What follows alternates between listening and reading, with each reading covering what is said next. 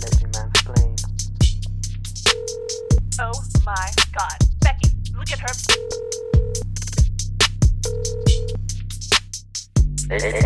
Let Me Mansplain Podcast. Hello? My life, not once. Not once ever. Niggas roasting her. Zendaya, she's a hoochie mama. Haibo. What's a hoochie mama?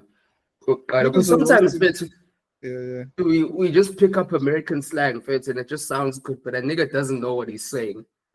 No, bro, they were roasting her on Wild and Out. So they were just, they were just roasting. Like, that spit out the water or something. Like, Oh she yeah, has to yeah, be- yeah, yeah.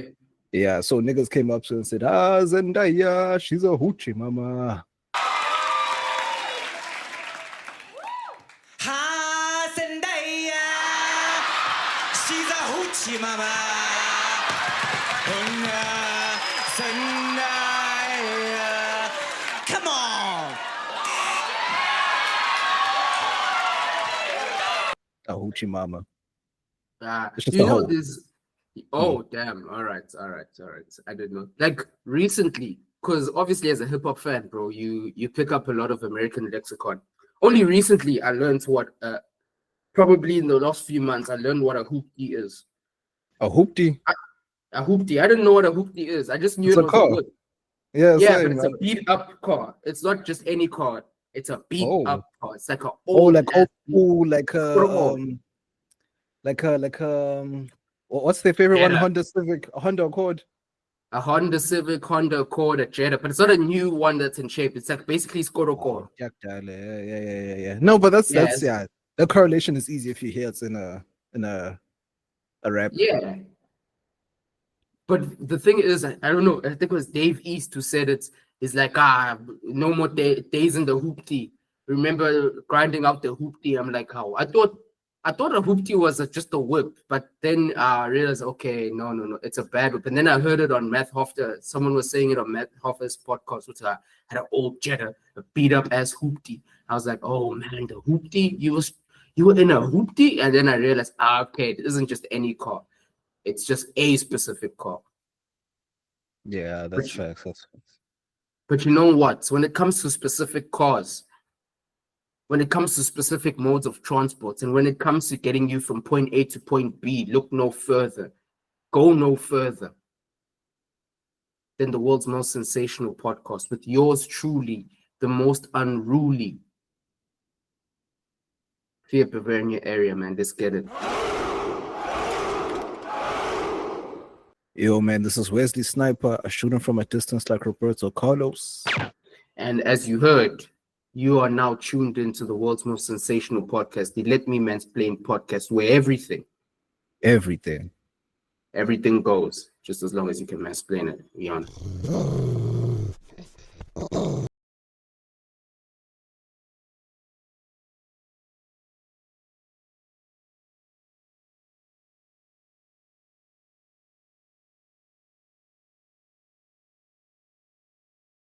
Shake it for the man of the year. Whoa, hold on. The Not the man of man the of the year. year. Not the man of the year. Ousmane of the year. Ousmane of the year. Ousmane of the bounce. Sensational. Oh, Uzi, baby. Ousmane. Bruh. Uzi, We baby. won. Uzi, baby. Let's not get into it now. But sure, we have been saved. Them Uzi. Bruh, we held our breath, bro. Like, Yawonje, they really Oh. played with us. Bruh, actually, no, fuck it. Let's start with the Ballon d'Or. Fuck it. Because this is what niggas are here for. Now, before we even get there, the funniest part. So here's my thing. There's pre-Ballon d'Or talks and there's post-Ballon d'Or talks. So the Yeah. pre-Ballon d'Or talks is when we don't know shit, right? So we just all speculating and then niggas come with wild takes. That space, it was just, what is it, like a Wednesday or Thursday? Monday. It was a Monday that it happened. And then I jumped in that space that you were in. I'm like, okay, let's see what's happening here. Niggas were saying, he mustn't win because he's ugly. And bruh. And I'm like, yo, I actually get that. Low key, I get it. But the way Mez was explaining it was just wrong. I get it because he's not marketable. Like, he was meant to say, no, you can't market Mundo movie. Like, it's just not man. viable. Haaland is the only ugly nigga because he's white. That's just about it. But you can market him because he's white. Dino was not a pretty nigga. Pause. But he was too good for niggas to not. But he wasn't even so. He wasn't the most marketed player in the world. It was Beckham the first person to break the mold between celebrity and footballer was Beckham. And then Ronaldo took it to other heights. True. But for me, bro, like hopping in with Mumbufin, we don't care with Mumbufin. Is he a baller or not? And in that case, he deserves his Ballon d'Or. He deserved this Ballon d'Or. Hey, and that nigga was going on and on about how ugly this nigga is. And I'm like, bro, you watching football to see pretty niggas. He said he was gay, so what? Right. And niggas are coming to argue that, like, yes, and this is what I hate about football fans in general. Not even football, sporting fans. It's like, yes, you can be a fan of someone, but let's just be realistic for 2 seconds. Just take your fandom away for 2 seconds, please. How do you think Palmer's performance deserved him a Ballon d'Or? And I'm a Chelsea fan. You know what I'm saying? It's like, how? Like, okay, yes, you can say, okay, sure, but I feel like this guy's gonna win one day. I completely understand. But just to come and say, I know tonight he's gonna win, it's like, bro, this man went 23 games without scoring or assisting. You think they're gonna give that person a Ballon d'Or? Really? Yeah, but it's not even about goals and assists, because we've seen winners before that have gotten their Ballon d'Or for low scores. But anyway, but that's just pre-Ballon d'Or, right? So now here come the awards. First things first, I saw Kate Scott's and Malik Scott's. I didn't know that guy was that massive. Pause. Like, I was like, okay, sure. Bro, like, that's a big guy. I thought she was just married to like bro, I thought she was just married to some skinny look. I thought she was married to someone who looked like Thierry Henry, honestly. But then when I saw it, I know this is another nigga that can knock Thierry into next week. I'm like, okay, sure. Now I see he has no competition there. But cool, red carpet happened. Yamal functioned, brought his whole family. Man said he was gonna do a party after. And even that, remember when niggas were saying, I know Yamal brought his family, so that means he must win the Ballon d'Or. What the fuck? Like, about that shit, dog. Bro, it's up to you, man. It's really up to you if you want to do it. Like, honestly, cool. That build-up happens. Here comes the awards. First robbery of the night. Oh, I don't know how many robberies there were, but the very first robbery. Arsenal's women's team won Women's Team of the Year just for winning the Champions League. Chelsea's women won the league, undefeated, invincible, won 3 more trophies. Chelsea's women won 4 trophies in one season, almost clocked the whole thing just because they didn't beat the mighty Barca, which is the strongest in the women's team. They just gave it to Arsenal. I was like, oh, propaganda awards, but hey, it is what it is. Fine. It's number 1. Number 2, Yamal Function was the first person to win the, what's it called? The young boy one? The Copa Trophy. The Copa Trophy twice in a row. Mind you, does he deserve it? I believe so. But we know why they gave it to him. We know why they gave it to him. Yeah, because they wanted to give him a consolidation. Correct. The nigga will use words he don't really know. Yeah, guess this. Ungangimizi mina la ekhulunywa khona isingisi, ungangisho kuthiwa ngabe uyapi. Manazi ukuthi niyokhuluma isingisi, ungangibizi ngoba angifuni ukuba lapho. Into engizoyenza ngizosukuma lapho ngisakhuluma isingisi nonke ngivele ngifake impama. Nonke nesikim sakho. But yeah, consolation joint for the champs. I mean, not the champs, for the Ballon d'Or. And for me, bro, this is where, okay, before we get into that, let's actually run through, because I have something I want to say about this thing. But he got the Copa Trophy twice because obviously Barcelona PR and all that, they had to give him something. Like Denzel Washington said, I'm okay with some. But then, bro, before we even get to the winner, some of those rankings were dismal. My boy, how is Michael Olise, 45 goals and assists, one of our top players off the cane, only 30th. That nigga's a top 10 player. Like, if we're talking about wingers, that nigga's the top 3 or top 5 best wingers in the world right now. 1000%, but we know the text. Like, I even went and did some research and saw that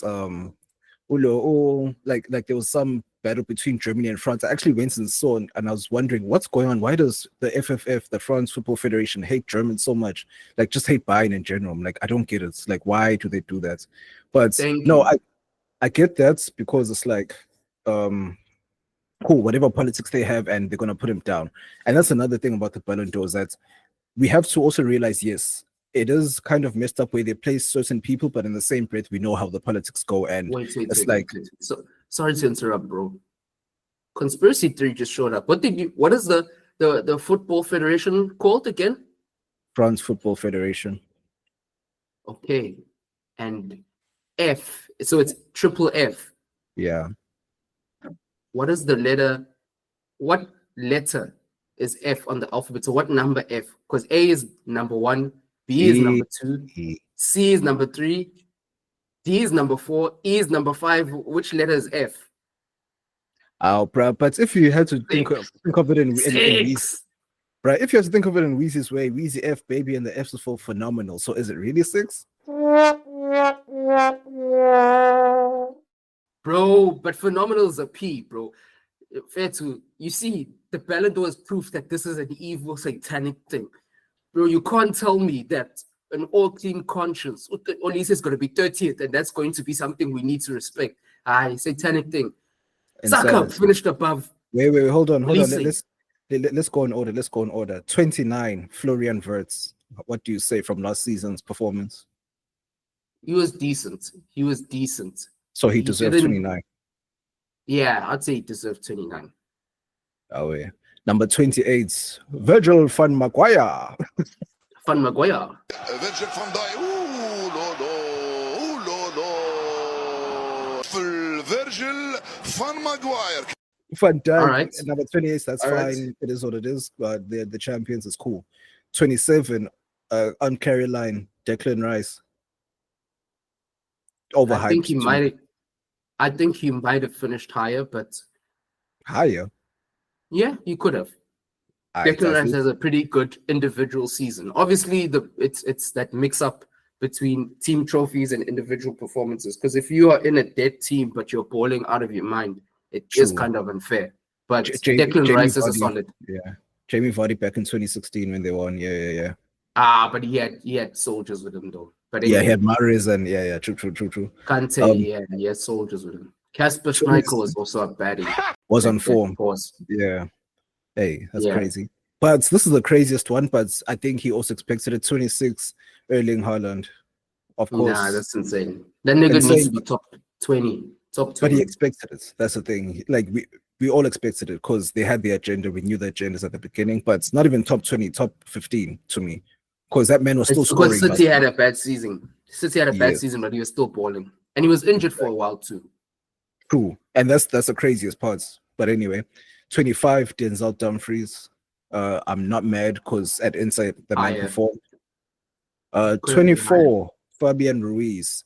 What a midfield general for PSG. I won't lie. I'm not mad at that because he was a midfield general, but he wasn't the main one. You see what I'm saying? Like he was like a glue behind the youngsters that are running around him. And then 23, Jude Bellingham. Nope. I would say out of the top 30 of last season. Out of the top 30 completely. And then another one, 22, Alexis McAllister. That's just mainly Premier League tax, but I won't mind. Yeah. Maybe a bit lower, but yeah. And then the next one is Serhou Guirassy. Serhou Guirassy. But the man was balling. Yeah, he was balling. He should be top 20, top 15. But anyway, we move. Facts. And then we have Lautaro Martinez at number 20. Not mad at it. Maybe even higher. Yeah. Slightly higher. 11 specifically or something. Yeah, anyway, somewhere there. Number 19, João Neves. I'm not mad at that. The man was playing. João Neves at 19. Oh, I would say that nigga was amazing, bro. That nigga should be top 10.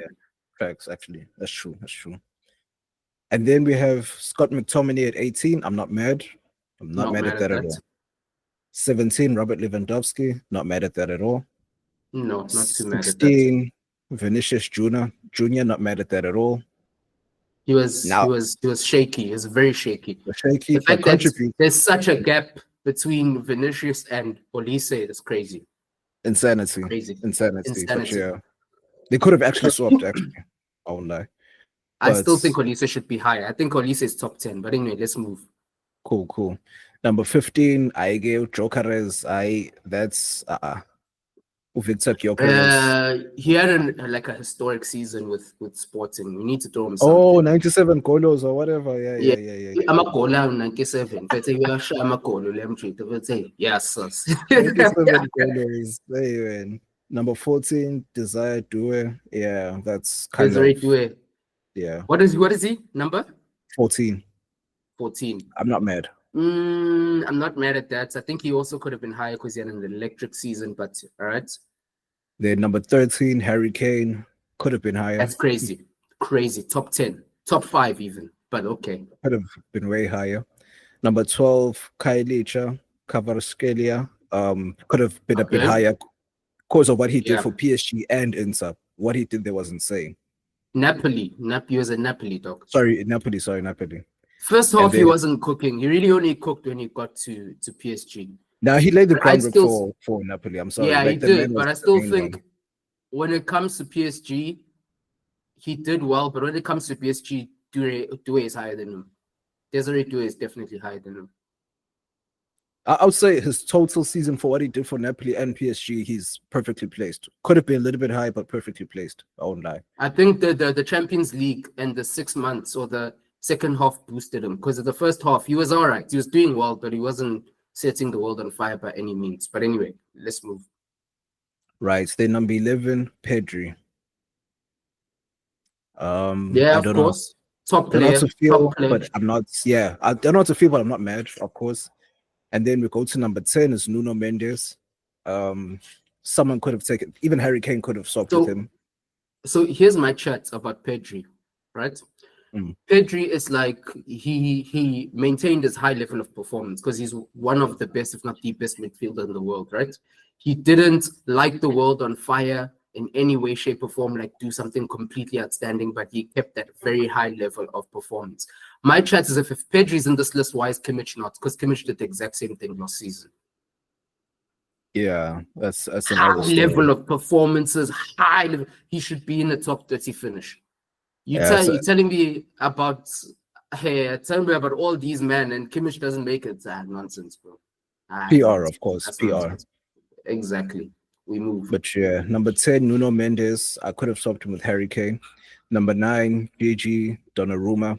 Perfectly placed. Okay. Yeah. Number 8, Cole Palmer is a huge asterisk for me. I would push him down to at least the top 15 at least because of what he did for Chelsea and England.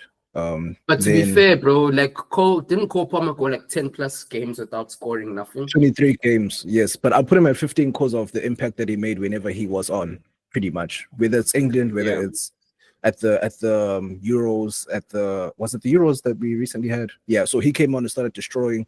Club World Cup tax really pulled his case here, so of course. And then number 7, Kylian Mbappe, I would have pushed him down to at least 11 or something. I won't lie. Yeah, he didn't have the best season, but he was still one of the best players on the planet. Exactly. Number 6, Achraf Hakimi. Not mad at that. The man was not mad at that. Now, when we get to the top 5, it's just this pity, dog. It's just nonsense. Number 5, we have Rafinha. Could have been number 2 or number 1. Yeah. Could have. But the thing is, Barca pushed. They're too busy with their malfunction, bro. This is the nigga they should have pushed. This is the nigga they should have pushed. This nigga was inevitable last season, Fitz. This guy was a problem. Exactly. He was inevitable. Obviously, Yamal was like playing at such a high level without the GA. But when you want a polished case for Ballon d'Or, you gotta have a nigga who did crazy on the charts. Because one of the biggest drawbacks for Yamal is like, a nigga who just got 9 goals in the league. Don't tell us about that. But this nigga, different story. And the conspiracy is that the reason why Barca didn't push him is because they had to pay Leeds 25 mil if you won the Ballon d'Or. That was part of the clause. Yep. It was part of the clause, so Barca didn't give a shit. Crazy, but hey, they'll do whatever it is. They've already sold their souls to Spotify, so hey. Damn. Right. Then number 4, Mohamed Salah. I still think he could have been number 3 at least. Okay. But not mad. Number 3, the most shocking one of all, Vitinha. At number 3. I hear that. That nigga was balling, bro. I would say top 6, but number 3. That's insane. Yeah. Above Salah. Bro. That's crazy. And then number 2. Salah no Paula though. He had like a cold spurt, and one of those cold spurts the PSG game against Liverpool wasn't that cold spurt of his. So if Salah grabs that by the scruff of the neck, Liverpool has a deep run into the Champions League, and it changes the conversation because Salah was really good last season. It was insane, amazing. Yeah, because he has everything to back it: goals, assists, eye test, everything, titles, whatever you want, or a title. But yeah, so when Saka is not on this list. No, I don't know why I thought Saka was in this list. Why would it be? Mans is always injured, dog. Yeah, no. Then it's slightly better. But for me, Olise should be where Doué is. Doué should be where Mbappe is. Mbappe should be around 9-10. Yeah, facts. Then number 2, Yamal function. Then number 1, finally, Ousmane Dembélé, babe. Sensational. Dembélé, babe. And bro, you know what's the craziest thing? This nigga, bro, he was a write-off. This nigga was 2-3 years ago, this nigga was a failed wonder kid. Going to PSG from Barca, he fell off, blah, blah, blah. But he locked in. Like, this guy locked in. Like, he honed his game. Pressing, defensive work, assisting, playmaking, scoring, taking the game by the scruff of the neck. For me, where it was written in the stars, obviously the Club World Cup happened. Okay, cool. But you see that Super Cup with Tottenham, where they were 2-0 down, and the niggas like, "Aye, Waller boy, what's kindly in? What's Dembélé? I'm taking it. It's me." Dribbled niggas put that cross in. Gonzalo Ramos put it in. Now, boy, that's when I knew it's his. Right, and this is the first time we've, or maybe for our generation, that we've actually seen the career trajectory of the winner from start to finish, because a lot of the winners were way older and might have started when we were children, so we weren't really paying attention. Now Dembélé, we saw him from when he was a teenager up until 10 plus years later, he's now won it. So it's like watching that journey, it feels a little bit more personal to say, okay, sure, someone that we saw was going to be a talent actually fulfilled it at the highest level. So for me, it's like, I know that's Rodri, because Rodri was at Villarreal we didn't know him, Pele. Come on, bro. We didn't know him. Yeah, I knew of him, but then the first time he popped in, when he moved from Villarreal to Atleti, I was like, all right, this is a dope young nigga. And I knew he was going to be dope.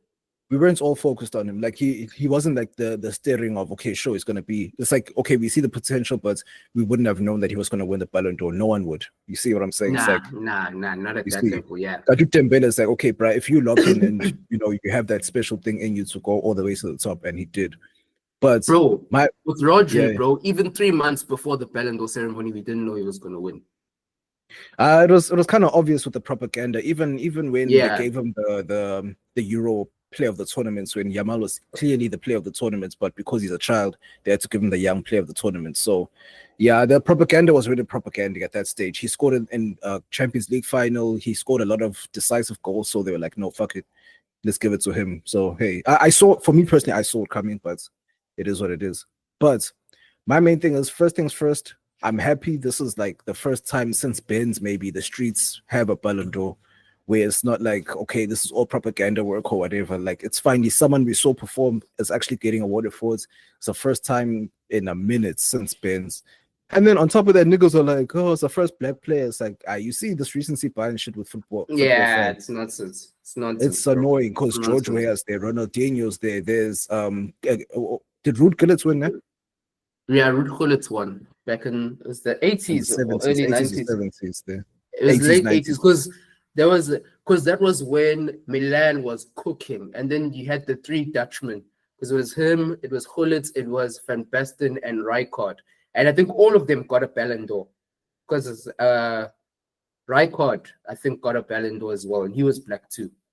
Van Basten, Shaitri. Random. Does Van Basten have was his son a footballer who played for Bayern, or was that a different one? Van Basten. Yeah, wasn't there another one that played for Bayern? No. Van Bommel. Oh, my bad. I kind of mixed Van them Bommel. up. Yeah, he's a Dutch defensive midfielder that we got from Barcelona. No. There was another defender. It was Van something. Like, there was a Van Basten somewhere, I'm sure. But nah, bro, I'll get that later. But here's the thing that pisses me off. Cool. Yes, we're happy about or some of us happy about the Ballon d'Or winner. I see posts. Sorry, bro. Are you not talking about Holger Bachstuber? No. It's fun. He's fun a something. defender. No, Number 5. He wore number 5 for Bayern. Van Like back in Boyten. 2010. Van Boyten. Yeah, there we go. Van My Boyten bad. is Belgian even. Yeah, my bad. Yeah, I thought he was Van Basten. My bad. But anyway, No. back to Ballon d'Or. So I see the pre-talks, I see the talks during, but post Ballon d'Or talks are the worst on earth. Niggas were telling me Pedri should have been second, and I'm like, aye, man, come on now. Pipe down. Niggas that didn't Pipe have a down better before season that. than Mohamed Salah. Come on, guys, come on. Just because man's is good, it's like it's not only on eye test. You see this whole Barca propaganda, bro. Like I'm so tired. Like I don't even I'm want to talk tired as about well, it. bro. I don't I'm even. tired, It's like, bro. yo, I'm didn't even, tired, like you bro. went to the best team in the world and you want niggas to come first. Like, come on, like let's chill for a bit. But I get like, and this is what I'm saying. Like, you're supposed to be able to separate yourself from being a fan of your club when it comes to performance-wise. Yeah, well, like this is why I want to not I want to, but I'd rather have the conversation with niggas that's okay, sure, you support your club, you love your club, I get it. But then now push niggas that's Pedri must come second. He was the second best player in the world. Insanity when there's 3, 4, 5 other niggas better than him. In midfield, if they had midfield awards, then he can fight. You know what I'm saying? Yeah. But man, you see the post talks, niggas were like, bruh, the placements were crazy. It was, who do they want? Someone said, what does this nigga say, bruh? I heard Yamal. I heard Palmer. I heard Palmer. I heard a whole host. I heard McTominay should have been higher, which I feel that. Yes, someone said McTominay should have won the Ballon d'Or. There was someone else who should have. There was someone that really annoyed the hell out of me. I walked away when this nigga said this.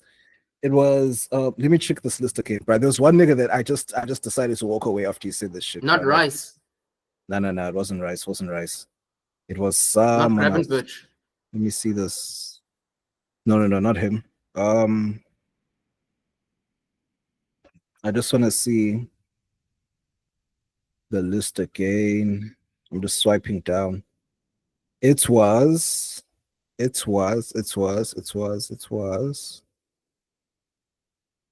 Kailicha. They said no, Kailicha should have won. I was like, come on, bro. Like, as much as he was a good player, like he did very well, but let's not play around with Ballon d'Or like that. I'm sorry. Like, bro, Dembele was the best player in that team, and I would say probably Vitinha, João Pedro, Desiree Doué, Kailicha, and Donnarumma. Marquinhos should have gotten a shout, but I understand why they didn't. Obviously, Hakimi and Mendes as well. But for me, it's like, yeah, man, this thing has lost all credibility. At this point, it's a popularity contest, man. Like the FIFA Best Player Awards, for me, has spoken more to who's the actual best player than the Ballon d'Or. It's just that the Ballon d'Or has gotten all of this. Because really, the Ballon d'Or was not always this big. The Ballon d'Or really started accelerating in the mid to early 2000s.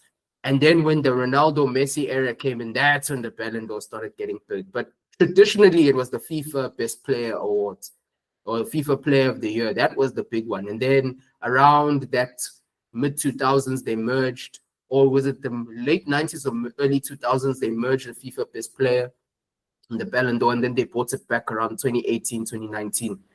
And that's the only consolation, because I know my boy Levy's got 3 rings or 2 rings. He's got 2 or 3 rings from FIFA Player of the Year. So at least that's dope. But this Ballon d'Or thing, bro, the fact that, at one point you couldn't even win one if you went to European. So that means your Maradonas and Pele's didn't get any Ballon d'Ors. Only in the 90s where they started giving it to non-European players, hence where I was able to nab it in 95. Bro, my thing is like, did they even still have a World Exile at the Ballon d'Or ceremony? I don't remember it, eh? You see, like they used to have the World Exile to show which positions. That's also better because niggas would have had to put Salah and everyone in there just to accommodate niggas. Nah, you can't put Salah, bro. Because Yamal, like... Oh, the right wing. Yeah, Yamal, bro. Yamal was a serious. Like as much as we can talk shit about that, Yamal was a serious. Like for me, the top 3, it's marginal. The top 3 in that position, it's Yamal, it's Salah, it's Olise. Between that 3, Yamal is slightly in front. He's a smidge ahead. I'm sorry. You're speaking on ITIS because Salah had the goals and assists and the performance to back him up. all round. He clocked all round. I'm But sorry. Yamal had the performance as well. Because there's so many times where Yamal would pull the game by the scruff of the neck. I Of don't course. like that little nigga, but we gotta call a spade a spade. That Of course, kid but was I still don't think he inevitable. was better than Salah. It was just he performed like well. It's just that yes, he got those moments. It's just that Salah, he did that early in the season, went dry a bit and did a little bit of a late run, and then it just cooled off there. And of course, it wasn't put up at the top because he's been doing it for seasons on seasons, being the best player in the Premier League for like 6 years now, I guess. Well, since Haaland came now, so it's another story. But it's like, bruh. You know what's the problem with Salah? Mm. Salah, they kept him quiet. You see, when they keep you quiet too much, bro, you got because Newcastle, the final with Newcastle, they kept him quiet. Oh, they Salah, mocked him. See, PSG, they kept him quiet. Yeah, but it's fine, bro. Like, yes, niggas will clock him, but it's not like every single game Yamal was like the best player on the pitch. It happens, yes, he did very well in majority of the games, but Rafinha clearly, like we've been saying, was clearly the best player in a lot of games, but then didn't push Mans, or the PR wasn't enough. So to say Salah was below Yamal just because of performance, that's insane, bro. Nah, Yamal, they hardly kept him quiet for a full game. Like someone put him in because even him and Dumfries were going band for band in that Inter game. And that game just came down to Inter being more clutch and being just able to get it over the line. But Yamal had a great wasn't game. band for band against Inter. Was it the second half? Which was that game where Yamal was scared of the right back or the left back? Which game Dumfries. Was that? It was the first leg. Inter, yeah. First leg. But second leg he was on. He was second on, but leg man, he was so on. what a real defender is. It's just that no man. That guy must lock the fuck in because I'm tired of his antics. I won't even lie. And it's like Ulo Yamal.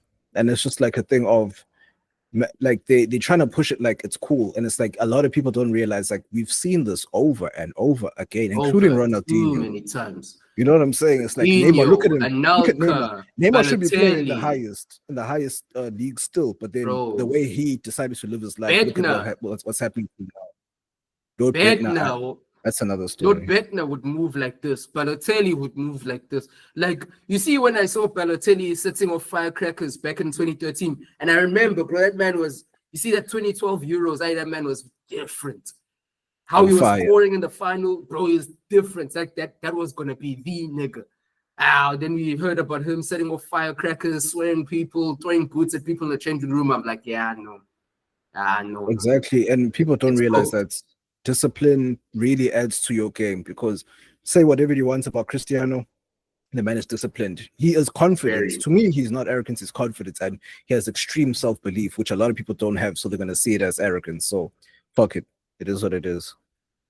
Bro, his arrogance or confidence is equal to his level of ability.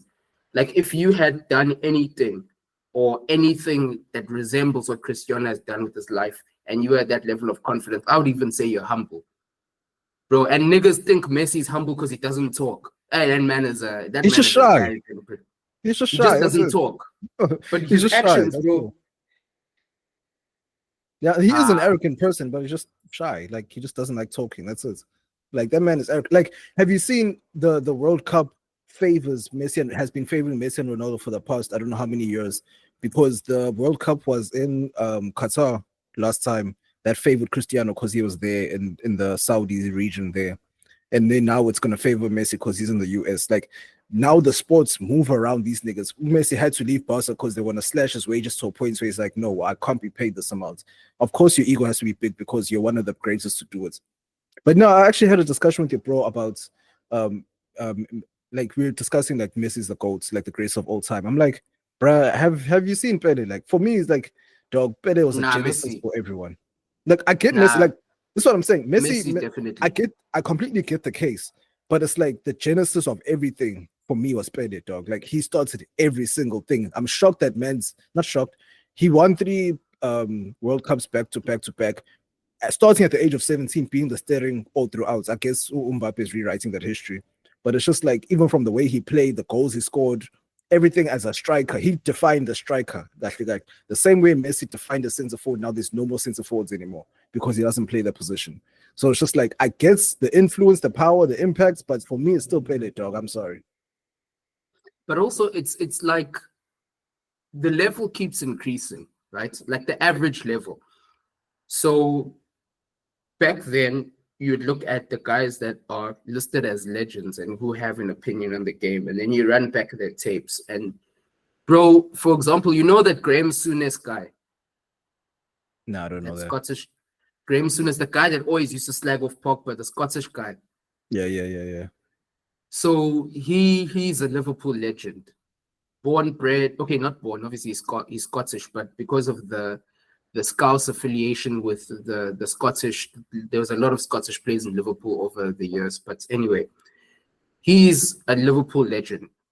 Done, sealed, delivered. Everyone accepts him as that. I ran back some of the tapes of like the 70s in this Champions League final. Bro, I kid you not. When I watched this, the amount of space he was in, the passes he was doing, the things he was doing, bro, that nigga is not better than Pavlovic. Pavlovic performs at a higher level under deeper press. Bro, that nigga is not even better than Enzo Fernandez. If you drop Enzo Fernandez back then, he's a different pile of gravy. And the game has evolved. It's because he had to be there. He had to do that in order for niggas to start doing that now. In order for Pedri and all these niggas to do that shit now. They had to be the genesis. Like Panenka is a perfect example. No one is going to chip the penalty until he did it. You see what I'm saying? Someone had to start. Like, it had to start somewhere. That's why I'm saying I hold Pele to a high regard, because it looked like he did damn near everything. It's just that, you see, Maradona, he's the only player on earth of all time that we only judge him based on eye test. We don't judge him by trophies. We don't judge him by World Cups. We don't judge him by eye test is part of performance. But stats. We don't look at him for stats. We don't even know how many goals he scored, or no one really cares. Let me put it that way. We just looked at him for eye test. He's the only player ever on earth that has been judged by eye test. Pele, and even though eye test was through the roof, he did everything that he needs to do. 3 World Cups, has the stats to back it up. But no, everyone's going to discount or discard it because he never played in Europe. That's just about it. But also, we need to look at the fact that the average level was really low, because outside of Brazil, what other teams were high flying? Because if you look at all like national teams at that time, you'd have a Brazil, you'd have maybe an Italy. I don't even think Germany was participating like that because of the Cold War. So it was just West Germany. So as parts of Germany was performing. Or then you had in England here, and then you had a couple. The average teams were not that good. Like, there'd be a huge difference between the best of the best and then the rest of them. But then over time, the average level has increased to the point where a Croatia can be full of ballers, to a point where a Belgium can be full of ballers, to a point where, you know, your Spains are on the come up, right? etc. Because back then, you would take players from Argentina, naturalize them as Spanish, and then you go with it. So this is why I'm saying that, yes, he is a pioneer. He set the path. He set the forge. But when we talk about the highest level of football, that man was scoring goals at a crazy level, but the offside rule wasn't even that clear back then. That man has a bucket of offside things. But now with his VAR and everything, my whole thing is that we lose the whole game when we start comparing legends of yesteryear to now.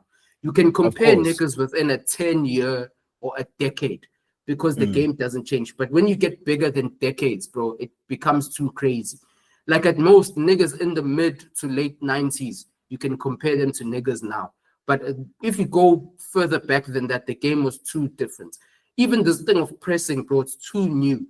Like, bro, even so, when you're in the midfield, bro, you have all the time in the world. Defense only started in the third quarter or the third of the pitch, or the most advanced third of the pitch. That's where defending started. And then it was still man marking, like you man mark on the thing. But then on the other side, niggas didn't zone mark. My bad to cut you, but it's like that's the whole point. It had to start somewhere. It's like you can't expect niggas back there, especially with Pele being the best. Of course, he played in a league that niggas weren't fully professional athletes. They went and did their day jobs after they played. You should not Mosona went and continued with his life after he played, and he's played all over the world, not for clubs, but invitational matches and things like that.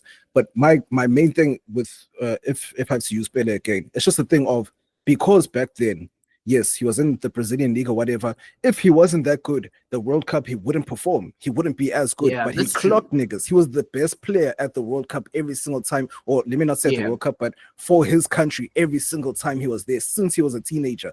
So my thing For was his like, time okay, as well. Yeah. for his time, that's Relatively what I'm for his saying. time, He was way ahead yeah. of his time, way ahead. So it's not his fault that he was doper than everyone else. It's not who's this guy? Real Madrid legend. Di And Stefano. I can even It's not Di Stefano's fault for being Stefano. dope. You see what I'm saying? It's And not his fault Puskas, for being dope. slightly Puskas, later French Puskas. all the OGs and so Bobby Charlton, it's not his fault for being dope. It's just that yes, there were niggas that came up and surpassed their stats, because right now Harry Kane is the top scorer for England or whatever. But and I don't know if you saw that conversation that Rooney was having where he's like, yeah, okay, yes, he is the best player in England right now, and he might just be better than me, but he just doesn't have that hunger. And it's like, bro, why are you diminishing yourself? Because I remember we had this conversation a few episodes ago where I said Rooney was a menace. He was inevitable. It was like it was something that you could feel that bro, when he's running towards you, you know it's shy. Get the ball off of him and send the ball somewhere else. He will go back and chase you until he gets it. You see what I'm saying? That was a different animal. That was another animal. So it's like, dog, I get you trying to be nice to Harry Kane, and he has surpassed you in terms of goals, but what you did on the pitch was totally different, and not because of what the game was back when he started. It's just because he had that dog in him. Simple. You know what I'm saying? Yeah, and one of the things that people need to understand about the modern game is that the modern game is more formulated around tactics than players. Because in the modern game, you can have a seriously dope player, but he won't work because he doesn't fit the tactics. Like, tactics are the focal point of today's game. How you affect all the players around you is more important than what you can do on your own. Because defensive systems, pressing systems, tactical systems have gotten so advanced that you as one man cannot affect it all the way.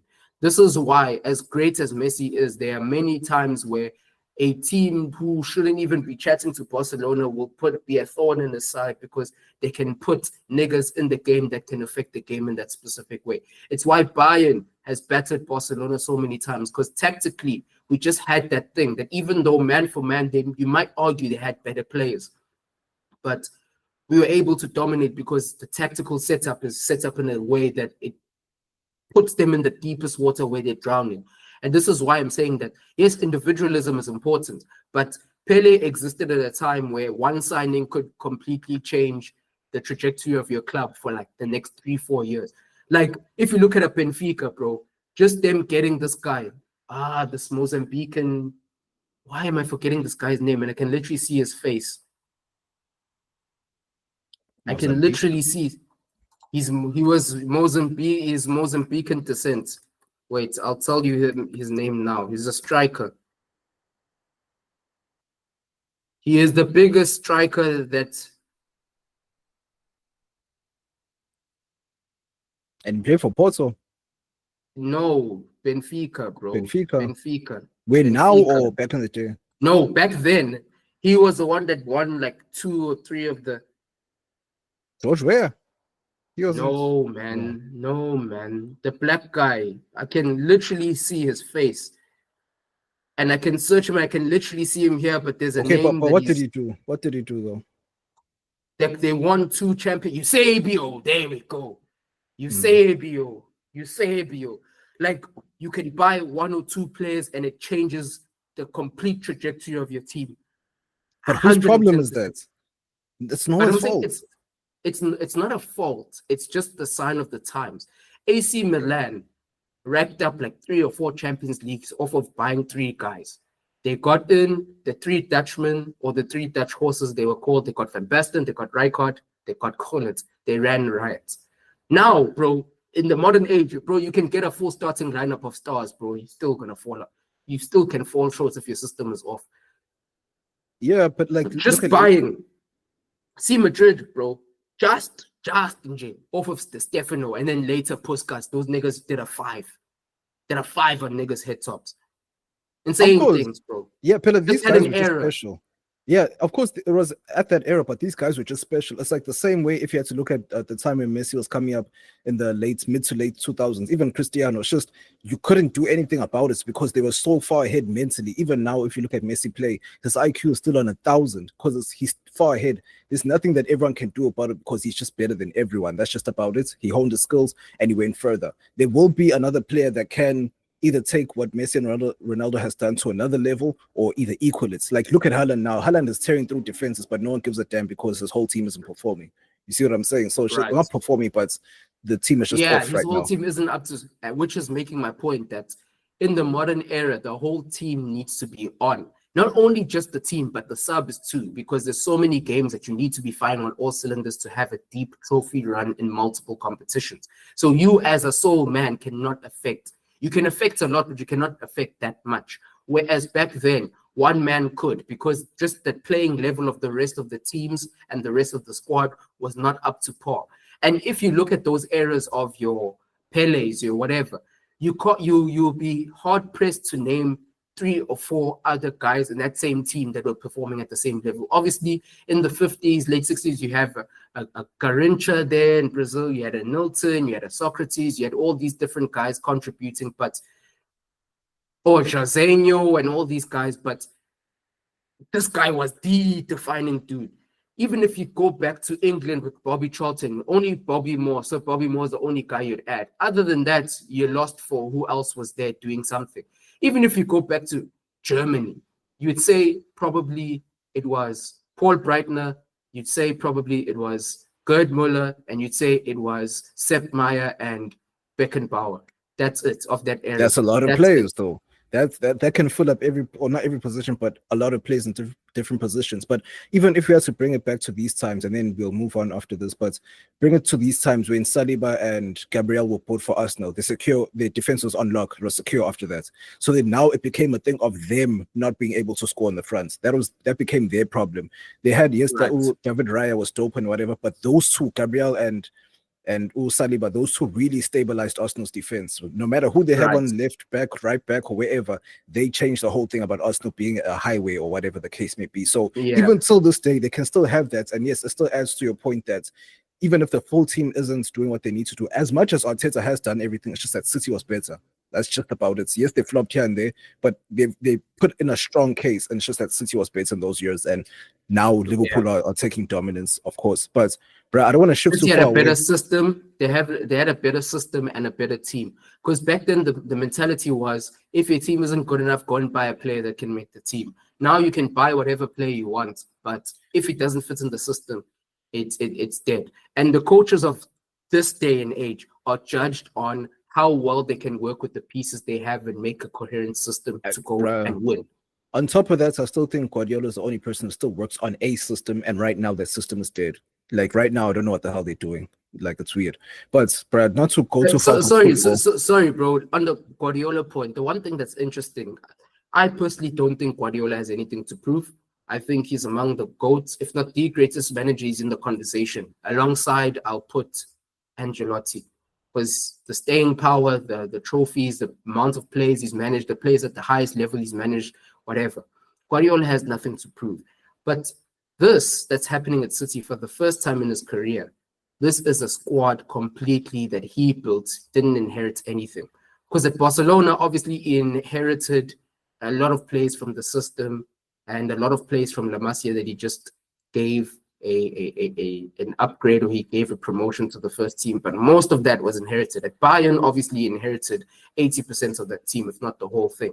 City inherited a lot, but over time, he's been building it in his image. But now, there's not a single player that is there that wasn't bought by Guardiola. That's very interesting. Of course, yeah, but especially if you use the Barca example, I don't really put it like that because it's something that he knows. Tiki-taka is something that he knows and perfected it to the point where it bled into the Spanish national team and they went ahead and did that. So that's another story. But just to move on, we haven't done this in a minute. I want to move into this week's top 5. Top 5. Mm-hmm. Right. So it's something similar to what we've done before, but it's a little bit different. But it's the top 5 Ballon d'Or winners that are for the streets, meaning that the streets were happy when this person won their Ballon d'Or. It wasn't top 5 most deserving Ballon d'Ors. I'll put it that way. But like the streets, the streets were happy when this Ballon d'Or was won, right? Of course, there's niggas that I leave out, but we'll put them on the what's that thing called? Hey, Honorable mentions. Honorable mentions, yeah. So just quickly before we start, so we clear. If one person has won multiple Ballon d'Ors, are we listing it according to this person on this year, or is it the fact that this person has just won it outright? The fact that they've won it outright. So we're not going to say, okay, in 2013, this person was the best candidates, even though they've won it like 5 times or twice or whatever. Right. Yeah. Right. Cool. So it's just one that everyone was happy for. So number 5, I have Kaká. I feel like was that 07? That was 06, 07, yeah. That was unanimous. Everyone's like, okay, sure, we get you. Streets are happy. Cool. Number 4, a bit controversial to put him at number 4, but Benz, I'll put him there because everyone saw the whole trajectory of his season, and that's fine, right? Number 3, R9, Ronaldo, Fat Ronaldo. Okay. He cooked. He deserved to win that. I think it was like 02 or 01 or whenever that happened. He deserved to win at that time. Number 2, I would say Ronaldinho, because he was one of those where he had to be crowned for what he was doing. He had to be, and everyone was happy about it. You know what I'm saying? And then number 1, I'll say this is, for me personally, people might, think something else, but Dembele's one. This one is for Thierry Henry. This one is something else, bruh. Everyone wants to take a picture with Dembele and the Ballon d'Or. Like, everyone just wants to, everyone's happy about the people's champ. The people's champ. Yeah, bro. The people's champ. I feel like this one is there's not many, and most of them we'd have to go really far back into when we were just about starting to watch football. So it's difficult to say. But I think an easier list would be the list of ones who were robbed. Like people's champs who were robbed. We've done that. We've done that. All right. You probably have. Yeah, because we were mentioning about Pele and Thierry Henry and everything. And Levy and Vinny and all the niggas, man. But with this list, it's a bit difficult because most of the Ballon d'Ors we've watched, in my odd 20 years or so of watching football, they went to Messi and Ronaldo, bro. But even so, before then, like the 2000s were very diverse. That's why I'm like, you know what? It's not that bad. Ronaldo won it twice. Okay, yeah, in 97 and 02. But I'm just saying it was way diverse. Like we can't really speak to the 90s. Diverse. Yeah, we can't really speak to the 90s like that. But going from like late 90s, like 97 onwards, we can. Because I know Matthias Sammer got one as a defender. Matthias Sammer got one. I remember Matthaus got one. I remember Cannavaro got one. That was another people's champ. Yeah, Cannavaro. That one was another very interesting one. And then who's it? Shevchenko also landed one. That wasn't really people's champ. That was just like I don't know about 04. Oh, Shevchenko. Yeah, I don't remember that time. Yeah, I don't either. I just remember after he got the Ballon d'Or, he did an absolute stinker at Chelsea. Yeah, stinker, absolute stinker. And then Netfed, that one was a question mark. Obviously, when you look at the stats, you can say this or that, but I never really watched Netfed like that, so I couldn't really judge off his performances. But just looking at the household name Henry is like at any point in time Henry would deserve, but that one was a bit shaky because I believe that was the one where they lost out to the Champions League in the final to Barca. So if he won that final, that probably would have put him over the edge. But Netfed did that one. Who else was a very interesting Ballon d'Or in that time? It was just the Shevchenkos, the Ronaldinhos, it wasn't much Kaká, because after that it was Messi and Ronaldo all the way through, like from 09. But it was just mostly the 2000s. Like we named everyone that was in the 2000s, but I was just like, no, man, like those were like the real people's champs. Of course, in the 90s, then our parents and our older sibling or people who have older siblings can speak to that. But my thing is like, I know this one is a real people's champ Ballon d'Or, I haven't been happy about this in a minute. Like, yo, bro, we're all holding our breath thinking, would say, bro, they're about to just They're gonna do, a yeah. Messi, And the thing is, 2022. Dembele also did the PR bit so well. He did Very so well. Went to He the was Wimbledon like- and all of that. Yeah. Bro, and he was so graceful in the way he carried himself while Yamal was being a bad boy. Yamal was being a wild nigga, man, and this nigga was just being a dignified champion. And the one thing that would have been very interesting to watch is how Barcelona fans justified Yamal winning it when he's such a wild boy, but then they discredited Vinny on fair play and being a human being. Like, I even saw one journalist talked about how, yeah, I know Rodri went to university and he completed his degree. He's an all-round good guy. I'm like, how? Guys, is this the Nobel Peace Prize? It's a bunch of nonsense. Bro, the Dame Dash interview on the Breakfast Club was one for the Speaking of ages. losers with money. Bro. Speaking of losers with money. Bro, Niggas who one send some for- money around everything. Yes. Let's One go. for the ages. First and foremost, that interview was like Charlemagne and DJ Envy. They were Dwayne Wade and LeBron doing that move. Like, they were Drogba and Anelka. They were just the ultimate duo. And they reminded us why. Robin and Ribery. They reminded us why they've been on air for the past 15 years on radio. Because these niggas will, bruh. The thing is, okay, so in this interview, Dame Dash went to speak to, it was mostly he was going to Charlemagne and Envy, but he was speaking to the Breakfast Club in general. Because beforehand, Mans was like, I know, me and you, Charlemagne, we need to have our one-on-one meet, which means an interview or whatever. Cool. So he goes there, but everyone there knows what time he's going to be on, right? So he knows that I know he's the type of nigga that to look down on people, but his situation and things that have been happening, like his teeth falling out and the money problems and the lawsuits and stuff, it's adding up. Cool. In a nutshell, he goes there, he tries to sun niggas on money, and they don't even reply to him with money, but they just hit him with jokes instantly. Like Charlotte and Envy were doing tag team, especially Charlotte. That was like pre-healing, mental health Charlemagne coming out there. Like Toxic Charlotte, yeah. Bro, you know, Jekyll Hyde, the Jekyll was coming out there, bro. Like, I was like, yeah, this is a real nigga, bro. Like, this is the old Charlemagne that we knew, bro. The most entertaining interview I've watched in a minute. Because you're a girl. Like, games, like, I'm not quite, because when you say kids, I was like, and it ain't no disrespect, but I kind of think you're gay. You just act a little gay. You got a problem with gay people? Not at all. I've got a problem with people that pretend they're not gay. So let me tell you why. But what if Let me tell you why. This is hilarious. I love you're what gay. you're doing. This is hilarious. So what I'm saying is, you might, because you started in gossip, which is, you know, is very feminine, and you are acting like, you know, there's some degree of like, you want people to listen to you, and that we want people that represent masculinity, because men need to be doing what they need to do as men. They don't need to be worried about girl stuff, period. What girl stuff? Talking about people that aren't in the room. You're gay. And the thing is, calling Charlemagne gay does, like, if you watch Charlemagne all the time, calling him gay does nothing to him. He actually likes it. You know what I'm saying? So it's just like, hi, bruh, you're shooting at niggas that have heard everything. And it's like, Charlemagne is quick with it, he's witty. So, hey, bruh, I love that shit. Charlemagne was moving like Bane. Bane? You think, dog? He was moving like Bane, bro. Oh, yes. Like, Dame Dash was trying to get Doc with him, and the man just tilted his head. He's like, you think darkness is your ally? I was born in it, molded by it. No, bruh.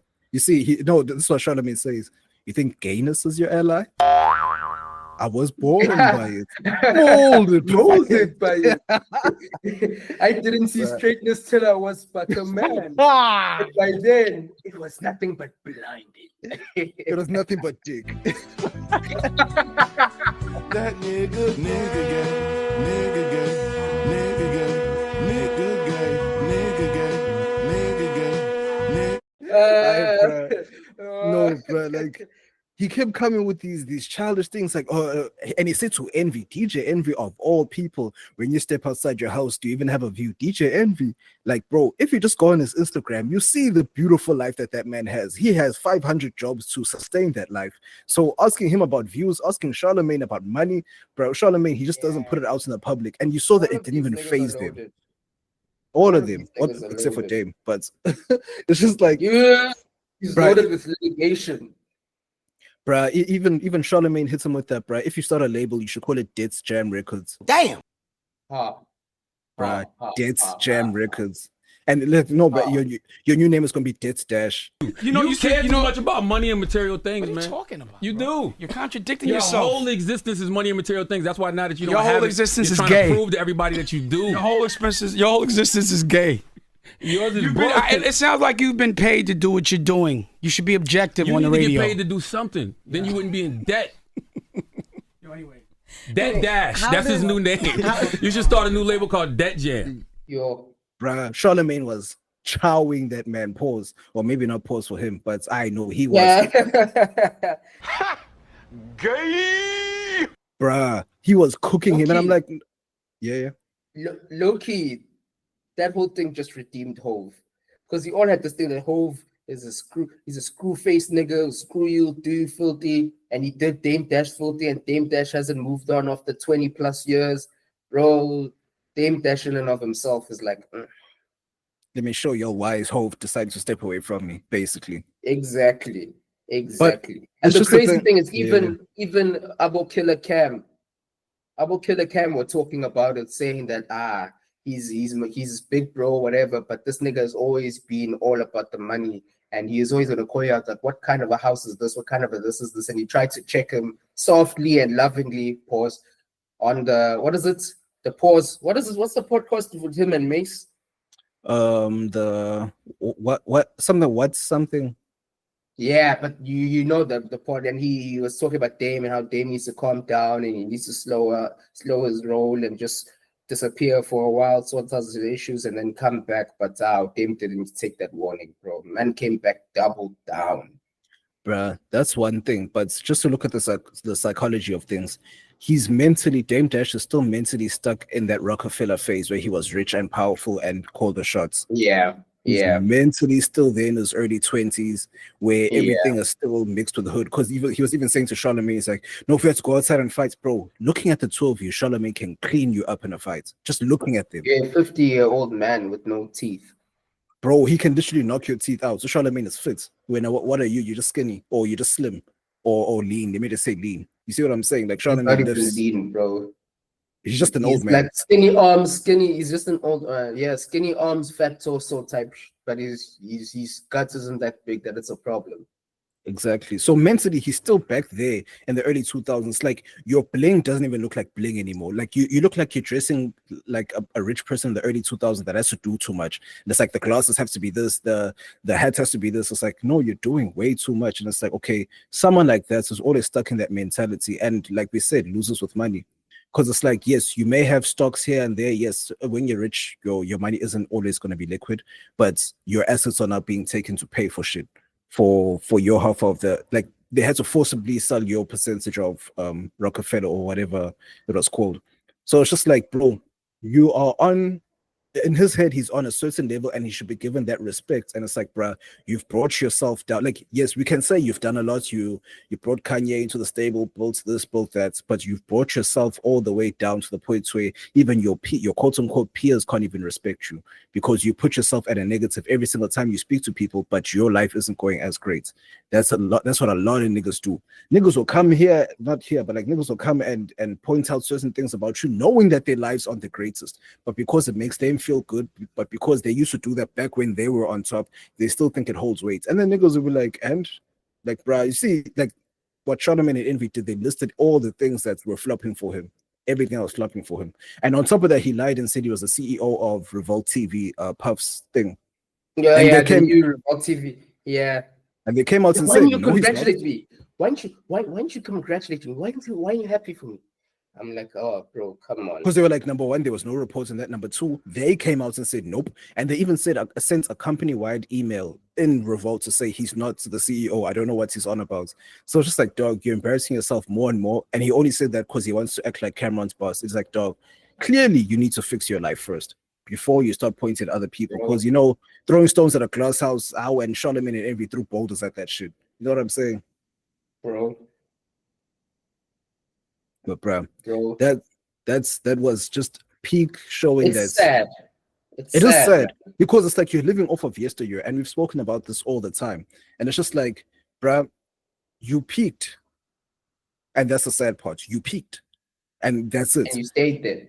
And you stayed there. And your mentality stayed there even though your life didn't. So it's just like in life, when you look at his peers, look at Jay-Z, like look at the whole Rockefeller stable, even Kanye up until a certain extent, is that in terms of what Dame deems as a success, which is money, they keep peaking. There's a new peak for everything. Just because Jay-Z got denied for the casino doesn't mean that he's still doing other things. He has Rock Nation Sports, Rock Nation this, Rock Nation that. Rock Nation went from a music label to a publishing company. Now everyone comes to them to distribute their music whenever there are problems with the OG labels. So now they've made themselves this halfway house. So you see how they've pivoted to the times to see, okay, sure, the music industry is failing, so let's make sure that the people who are still existing still have a way to put out their music.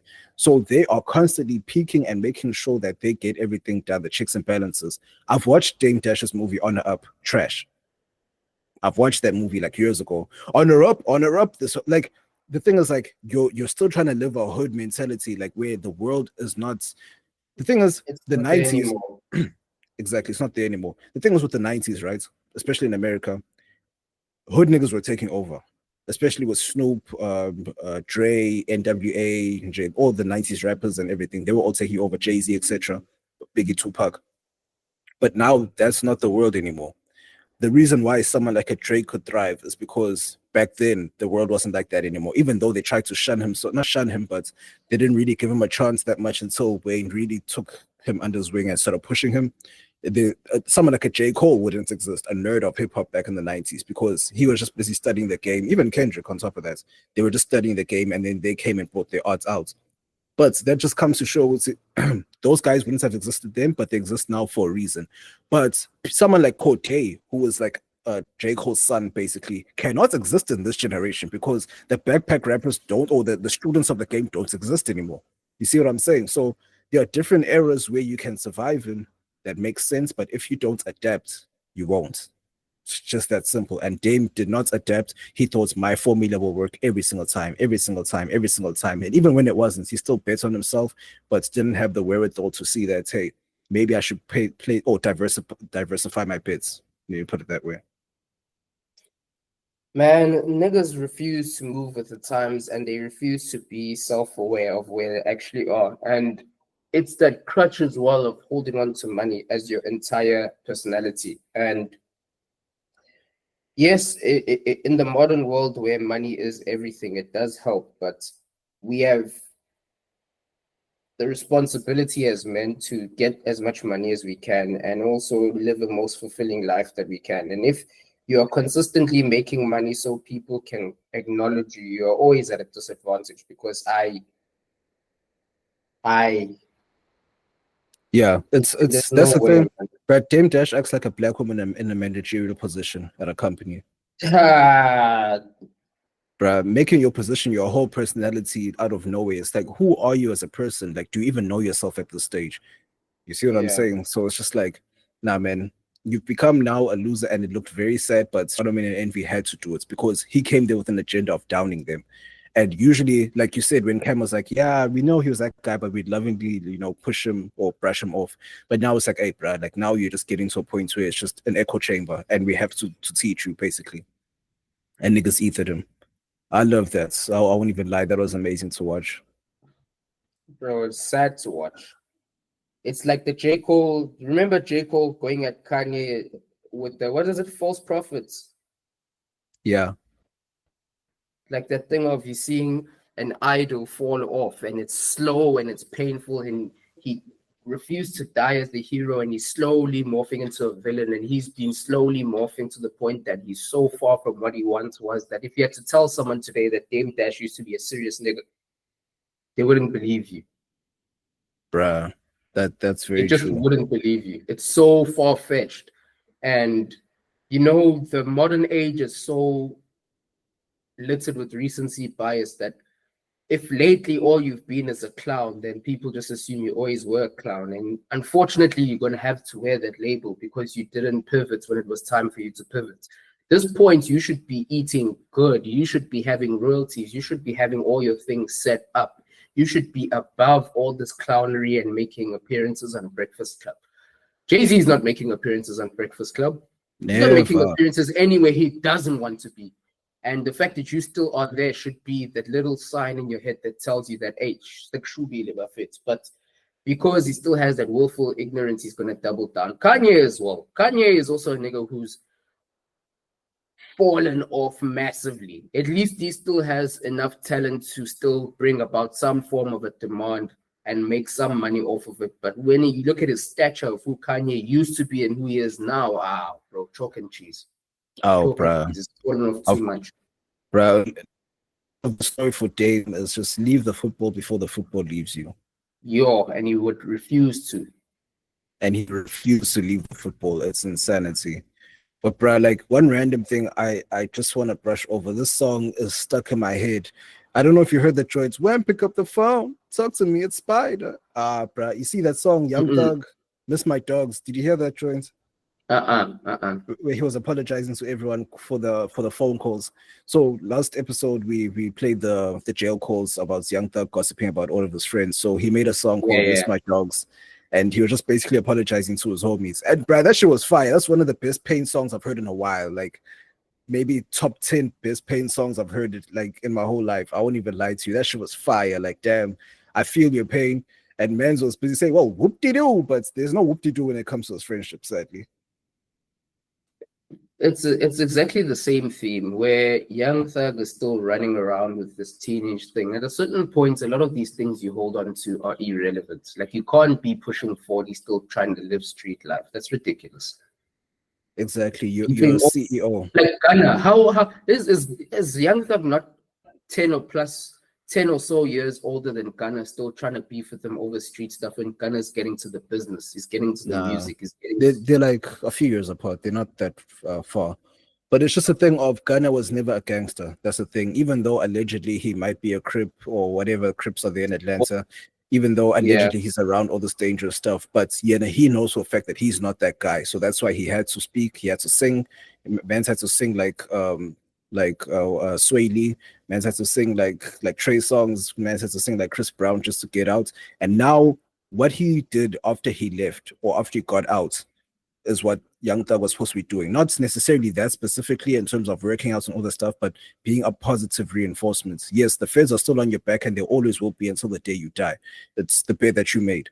But it's just a thing of improve your life, improve the thing around. He was supposed to just be there with Mariah the Scientist and have his kids there, make his money, make music, and we'll keep pushing.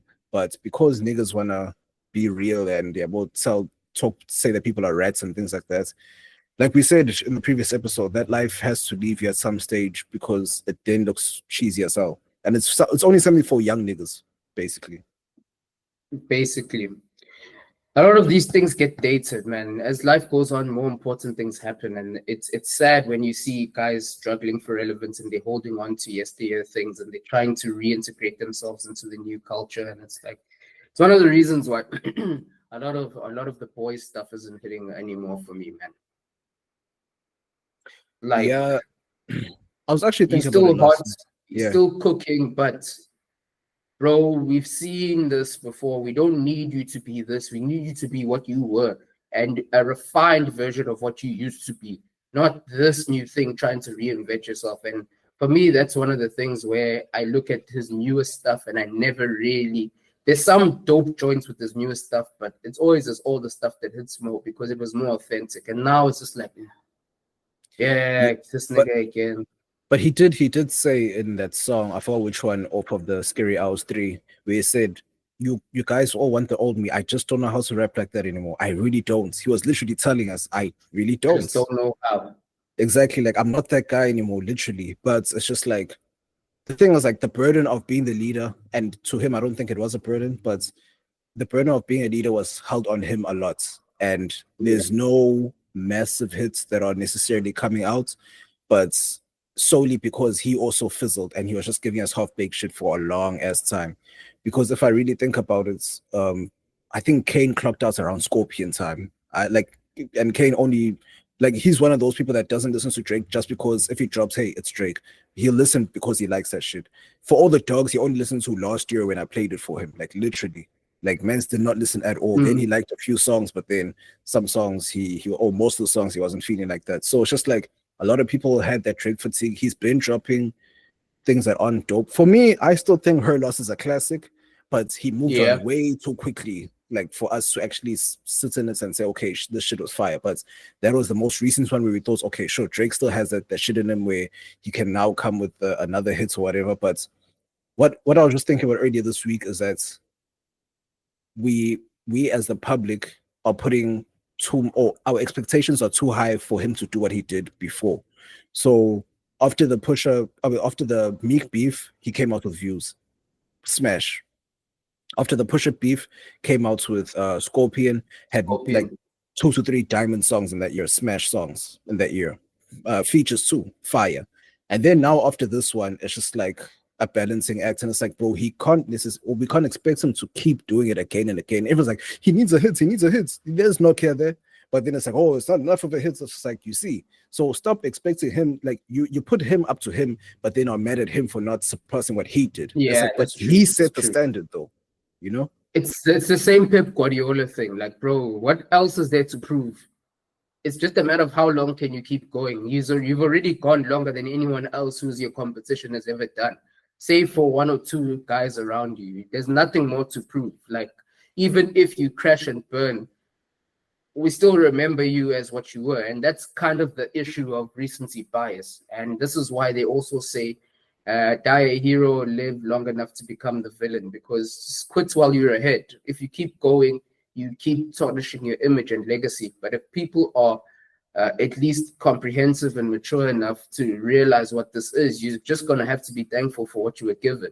But because niggas are on that, what have you done for me lately, they're going to end up with the trash that is being dropped now. And they're not going to be moved by anything. That's true. And I've been listening to a lot of old school Nasty C or Nasty C from back in the day. And I recently saw a video where he's like, hey guys, you know, when everyone is saying, because he just recently dropped this album called Free. I remember that. I saw that video. You saw that video where he's like, hey guys, I know that you'll want the old Nasty C back, but and I also listen to the old Nasty C, even though it's me, but I'm just not that person anymore. You won't get that again. I have to move it. Exactly. I'm gonna have to move, or I'm growing as a person, and my music will grow too. And he used Lil Wayne as an example. Like, yes, Lil Wayne was dropping hits throughout our whole childhood into our teenage years, but then now he's not. But it doesn't make him any less of who he was. It's just that he's just not making the same music anymore. You know what I'm saying? Correct. So I saw that from Nasty C. To me, Nasty C is so dope. I will speak about his new album when you listen to it. But it's just that level of trying to hold people up to the heights that they set. It's like, yes, I did it once, but I'm not that person anymore. And these are my new, not necessarily heights. Maybe I can do better, but this is where I am in my life at the moment. So if you look at someone like a Drake or like, yes, he's lost his powers, but he's still 10 times better than a lot of other people. And a lot of the things come from a push, either from the industry or it's purely you. Brainfire's got himself to the point where it was purely him, but then and he did get some industry help, but it's like we realized, hey, bro, we're so over you right now. So, like, no one's really checking for him or anything like that, but he still has his core fans. So it's just someone like a Drake, bro, it's okay. Cole, I'm waiting for that guy, bro. Like, time is going. Because at first you're like, yeah, the follow-up, he'll give you some time, but now it's like, dog, time is crunching. And I still want another album. Bro, you've been teasing that thing since 2022, dude. Come on. Since 2020? What do you mean 2022? Since 2020. Oh, come on, bro. 5 years? Come on, bro. Come on. Even GTA. Bro, this is like GTA stuff now. Bro, but I really think he's going to retire after that. Because it's like, if you're really making this thing to be a massive album, it sounds like he's going to take a break because the Dreamville thing is now running as much as he still has the rights, but it's not something that he has to directly be involved in. He gave it to the city basically of Carolina. So just like your businesses are, and I don't know if he sold Dreamville or there was a stake of Dreamville that's UMG paid him for, something like that. And then he went and dispersed that amongst the whole roster. So niggas were getting millions. And it was JID and someone else and Buzz who said, no, he gave us life-changing money. It wasn't just small bread or whatever. So it's like the way J. Cole is moving, it sounds like he is planning to disappear for real. Like he's setting up all his shit so he can disappear. So yeah, that's another member. But bruh, shifting gears a little bit, because with music, I've only been listening to old school shit. I haven't really been listening to the later stuff. But bruh, have you watched the clips? Because I know we didn't watch the full stream. The clips of Kai Cenat's Mafiathon 3. Nah, I don't watch Kai Cenat, bro. I don't even watch Twitch streamers, whatever. So you're gonna have to Keep you up to speed. Pause. Yeah. I won't fill you in, but yeah, pause. But yeah. Yeah. Kuzega, man. Gay. Why are you gay? Bro. But my thing is like, excuse me, what I get, like, right? So I won't sit on Twitch and watch a whole stream because I don't want to watch niggas showering. I don't want to watch, it's like watching Big Brother. I'm not going to do that. But I like the clips that come up on YouTube or like YouTube shorts or whatever, where I can watch the random stuff that they do. I like it when he brings the celebs to watch the ciphers or rate the ciphers or whatever. And it's just what I like in general as to what he's doing. It's like he's setting a standard that has never been set before. So it's like, okay, the streaming thing is very new, but no one knows the heights that it can go. So he's going to be the one to grab it by the horns. And he just broke the record today, or he broke his own world record of 700,000 subs. I don't know how to get those subs, don't ask me. And then his goal was 1 million subs, and then he'll get LeBron James to cut his dreads, which I think he already cuts his hair and he put fake ones on, because I think Kevin Hart gave him a movie role. But anyway, but yeah. So my main thing was like to see niggas grow something from the ground up and then watch them put a specific, and watch, especially as a black person, I hate to be that guy, but what a black person sets a standard as to this in this industry, this very new industry, you can get to this point, and this is the top or the pinnacle of this. This is the ceiling. So just from what he's saying, this Mafiathon thing of his, I call it Kai TV because I just watch random shit. I don't pay attention that much, but it's just a thing of, okay, I've gotten myself to this point. It's my third one. It's my last one. And he's pivoting. And that's how it's always supposed to go as a human being, where, okay, I've gotten to this point in terms of streaming. I've made this amount of money. Now it's time to pivot. Because if you look at Speed's one is on a global stage, like on a global thing. You'll just randomly see a clip of him in China doing backflips in China. And then he's there in Australia petting a giant spider, and just for example, you know what I'm saying? So these guys are setting a standard where the industries are bringing them in. The music industry is bringing Kai in. The football industry is bringing Speed in. So, or the sporting industry in general. So it's just like a thing of, I'm happy to see niggas set certain standards and certain heights as to, okay, even though this thing is very new, this is where we can go. And if we go together, we can get here. Whereas in podcasting, it's very individualistic. When I look at it, because it's just Joe Rogan and Call Me Daddy that's at the pinnacle, and then we have those that are already celebrities and the true crime doc people that's of course earn a lot. But there is no trickle down effect with that. Whereas with streaming, you can bring some person onto your stream who's a small streamer, they gain more subs, I guess, or followers, whatever they call them, and then it's up to them to continue with their brand. With podcasting, it's very selfish. Like it's just me. That's why I'm glad someone like Charlemagne was actually able to get a whole network where he can now get people connected to the things that, with a podcast that he's more, let's say, attuned to, but that he agrees with, of course. But these people can get a voice because they're attached to him, who's been a podcaster for the past 10 years, been on radio for past 20, he has TV experience, etc., etc. So basically, like a pay it forward. So that's what Kai is doing. He's bringing that Brazilian homie, he brought the Asian homie.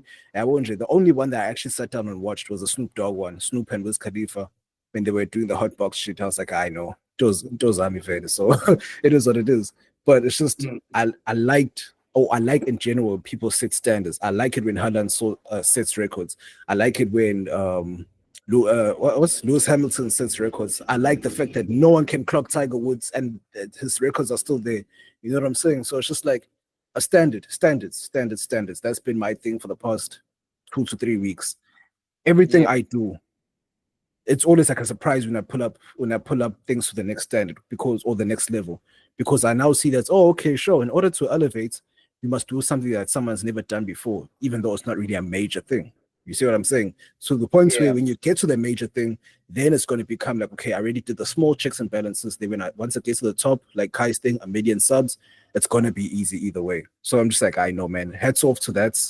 His whole team, his friends, and all of them. It's just something I like seeing as an adult, and having the wherewithal to know that this takes planning, time, and money, and someone who wants to pay it forward.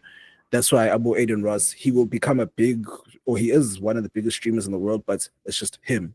You know what I'm saying? It's not him and his homies that are connected to him. He's not, as much as he can put someone on, but he's not putting someone on as Kai would. He bring them in. He's teaching niggas English. He's putting niggas through school. Yeah, just a lot of things and helping people. And that's how you'll get further. As much as niggas say, which I know billionaires are evil, so you have to be evil to get to a certain level of money. Look at these niggas are paying it forward. Maybe in the background, Jay-Z's also paying it forward. We'll never know. You know what I'm saying? Narratives are important, but systems are even importanter. Sensational. But yeah, the systems are key when it comes to generating wealth. You have to have a system around you, because your own ability, your own effort, your own exposure can only take you so far. But if you work within a system, you amplify your talents in accordance to someone else's talents that you don't have. And if you noticed, well, the little I know from them, they're always a group with that Dennis Duke nigga and other niggas, that fat guy that looks like Canabri. Yeah. So they've been working together, and they've been just eating off each other's success and building and growing. And yeah, man, that's really it. And if you put your mind together with a group of people who are like-minded, and you work on it over time, you're gonna see the results. It's just being resilient and sticking to it when it's not working. And that's the whole thing, man. So yeah, from that point, it's great to see. But the content in and of itself, bro, I think I'm aged out. I'm too much of an unk, though. Same. That's why I pick and choose what I like. I go to YouTube and see, okay, if this is a celeb that I know, or like they're doing something that's hilarious, because those niggas just live life on camera. Like, so if it's something that's funny, then yeah, I'm gonna watch that. But in terms of like intricately knowing the difference, like the law of what they do and whatever, I don't know any of that. But it's just nice to see from the outside looking in, even though I watch the stuff like when it comes up. Because after this Mafiathon thing, I think it's ending in a few days, I most likely won't watch the stuff on YouTube again until I see something that's interesting that comes up on my algorithm. You know what I'm saying? So it's just like, no, man. And it's also a lesson as to like adapt to what's going on. So a lot of industries are adapting to streaming. Same way as humans, as much as we don't like AI, we have to adapt to it. Like, I don't know how much shit I've gotten done in the past 2 weeks because I stopped being stubborn and just decided to use AI, bro. Like, I was like, why am I trying to use all my brain power just to, if there's a tool right here? Just make it easier for yourself, though. That's what AI is for. Niggas are fighting so hard to avoid AI. AI is inevitable. Just use it in a way that's going to further your cause instead of harm it. And I had a conversation with someone in technology, not to veer off too far, but it's just like, they were just so scared, like, no, AI is going to take out jobs. I'm like, it's just like AI is just like the Windows diagnostics test. It'll never fix your problem, even though it's there for you to try and fix your problem. Someone has to do it.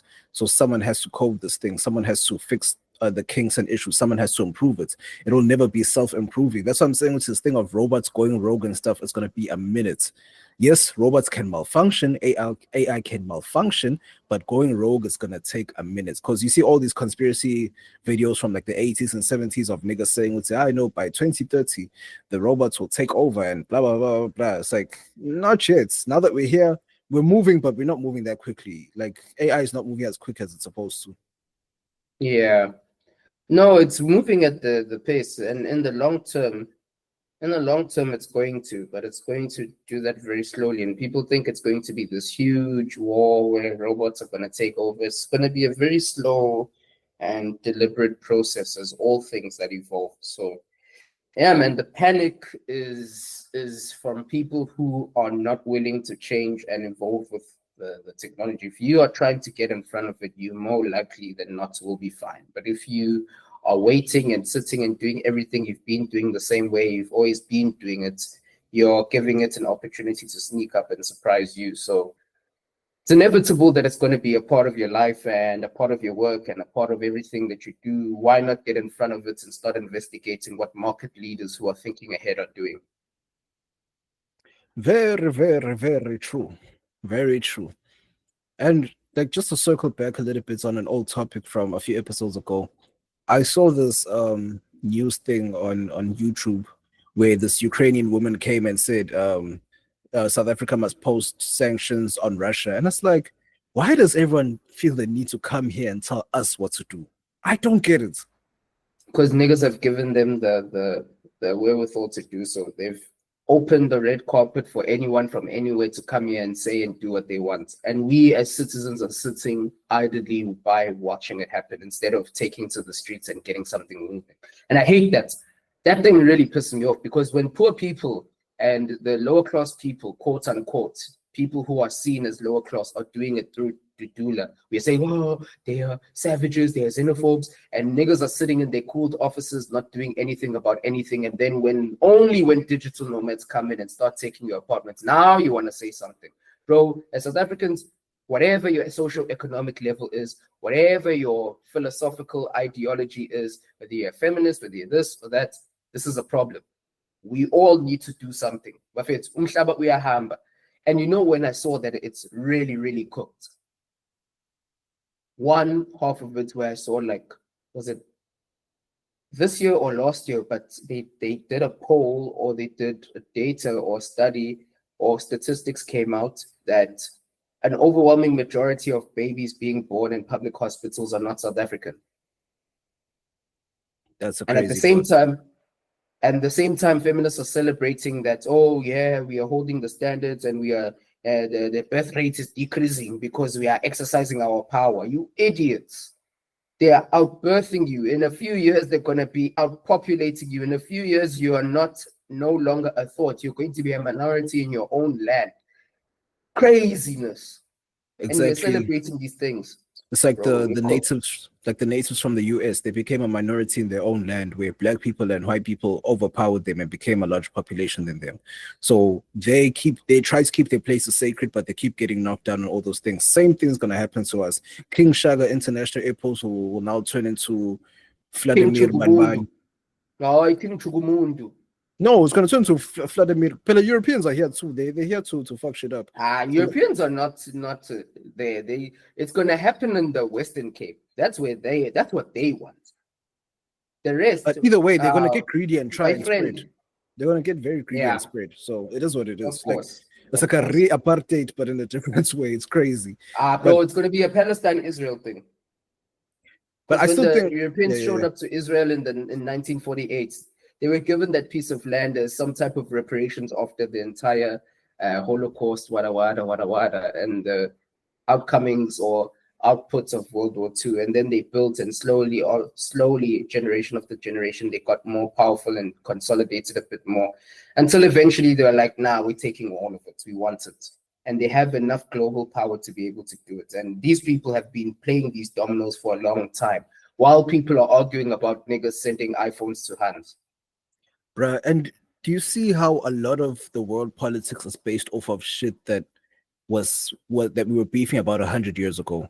Like, it's still crazy how the world leaders still hold those things up to standard as to, we're not going to do we're not going to do any business with that country because of what they did to us back in 1920s. Like, these niggas will still uphold that old school stuff, whereas I'm not saying here we don't, but it's just we're not really we didn't really have time to, actually, because we had to integrate real quick. But it's just like up in Europe, they have all these things, these beefs or these beefs that stayed in place for hundreds of years because this and this and that happened. And the fact that Israel became such a powerhouse, mostly for the Jewish, but then for them it's like they weren't living there at the time, I would like to assume.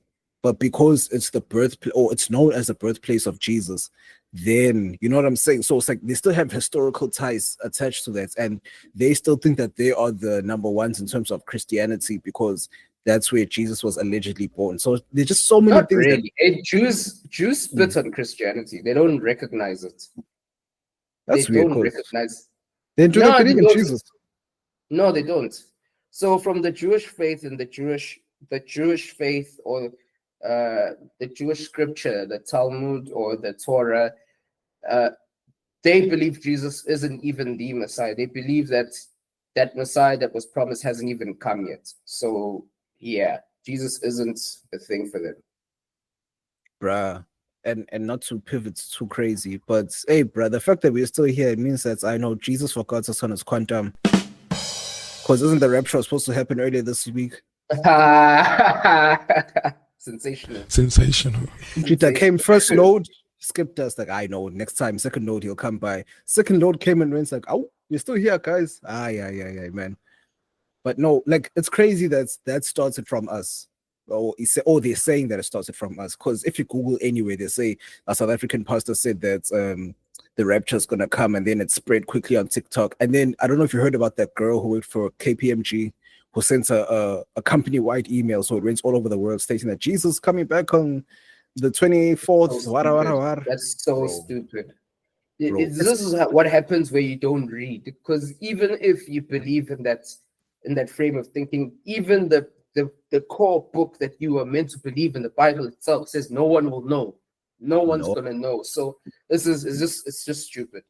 Not one person will know when Jesus comes back. It'll just happen, and we'll have to deal with this. It'll be a surprise. Right. Exactly. They tell us these are the signs. They said there will be signs, but we won't know exactly when. So even if there are signs, those signs might just be something that is quote unquote normal for us at the time. You know what I'm saying? Or it's so degenerate or so crazy that we would think that it's normal, but it's actually signs that Jesus is coming back. For me, I think it's going to be like a grandstanding thing where the sky is just going to split up and all of us have to stop. And it's just going to be like a bunch of lights, and then niggas just start dropping dead and flying up the rest. And then like all the creatures. So, okay, actually, before I go into my... Again, here's another thing. Here's another thing about all of these things with scriptures and books and literature, is that people don't account for literary styles, because there's different types of literature styles in any types of books. There's historic narrative, there is prophecy, there is all types of different styles. Some of it is parables, where they're not talking literally, they're talking about, ideas or teachings that are put in an allegory or storytelling. And some of it is just people piecing it up together. So if you've done any type of study of these things, you'll know that a lot of stuff that people believe in isn't actually real. It's their own interpretations that they've taken from it. And sometimes you've taken something literal that you weren't supposed to. Sometimes you've taken something that was meant to be taken literally, and then you take it figuratively, and you chop and choose and chop and change it. In between all of that, there are money-hungry pastors who want to make a buck off of you. So yeah, that's the other thing as well. The Bible is just an exaggerated story of events that might have happened back in the day. Because my conspiracy is that the Bible is a story of post-rapture.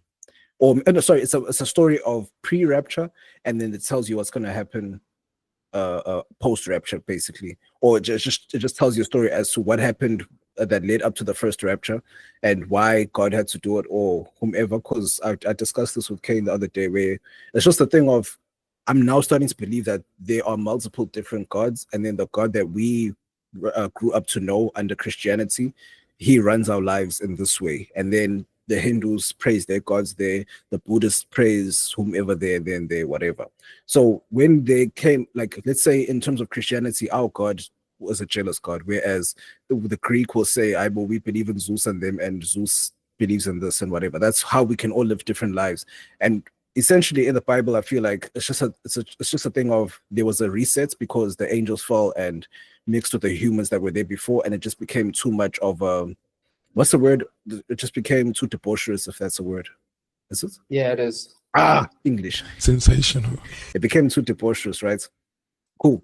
So now to the point where God was like, okay, efforts, let's just wipe out the world. Because I'm using the logic that you put in either last episode or previous episode, where you said it's all about free will. And it's like, I gave you all enough free will, and it's now headed towards monstrosities. So he decided to reset the world. However, there were survivors. So because the first survivor went to Eve and told her, hey, y'all niggas are naked, and then, hey, go do this with Adam, and then they fucked, and then they saw, but we actually naked, we actually see the truth about life.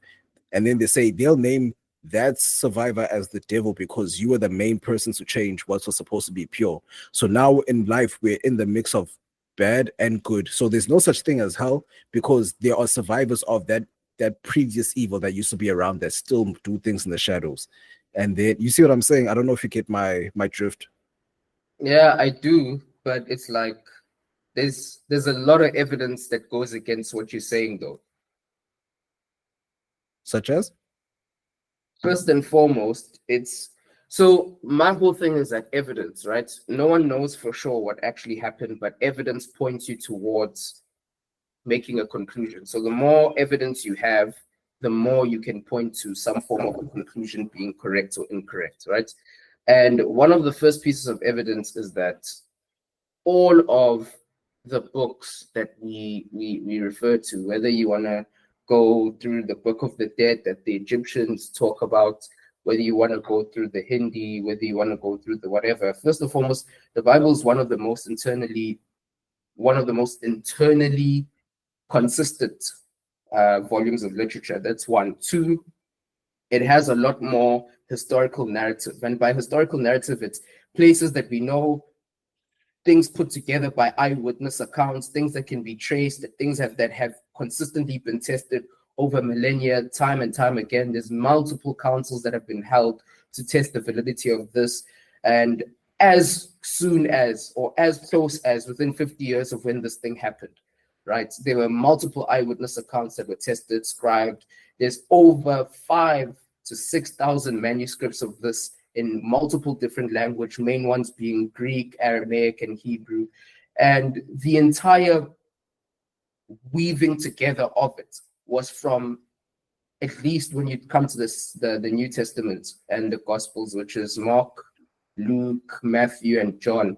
It was eyewitness accounts from people who were there, who knew the apostles, who actually knew Jesus in and of himself. And there are a lot of historical landmarks that are there. And a lot of other literature and a lot of other religious literature lacks that historical evidence and historical based noting of events that happen. That's one. Two, as much as we can say the theories and we can have conspiracy theories, but if you follow the logical conclusion of all of this, it's to say that if you go the atheist or the agnostic thing, where agnostics are not sure if there's a God or not, but they believe in some form of a higher power, and atheists think there isn't, so they are sure. It all points to a random sequence of events getting us to where we are now. And that makes no logical sense. Like, non-ration cannot make ration. Whenever in any point in time or life can nothing just create something? Just nothing, no cause creates the effect. The cause just causes itself. That doesn't happen. And if you work that forward and analyze all the other religious texts and all the other frames of thinking, evidence points to the Bible being the most coherent one. And that's for me.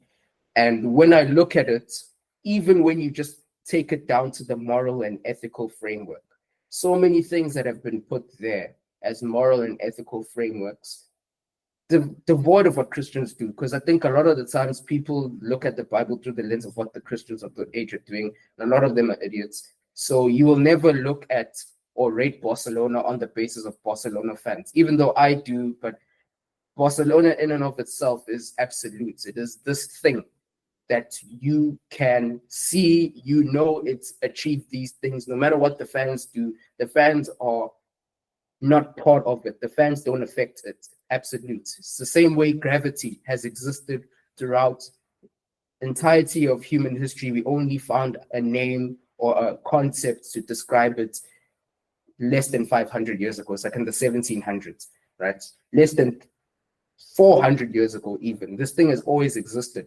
And for me, God and what God is one of those things. It's always existed. We've only able to conceptualize it through our own limitations as human beings. And I think through all those limitations as human beings we have, the Bible holds the most in terms of ethical teachings, historical narrative, and internal consistency. So this is why I don't think that any other theory that we would have to conjure up would have to be able to break that. Because it's one thing to poke holes in something, but can you bring something better than that? You hear what I'm saying? Now I get that, of course, and the Bible has also been edited along the times because of people who want to edit it to fit their narrative. That makes a whole lot of sense, and the Bible is a collaborative effort, so of course the stories won't necessarily correlate in terms of recalling events and stuff like that.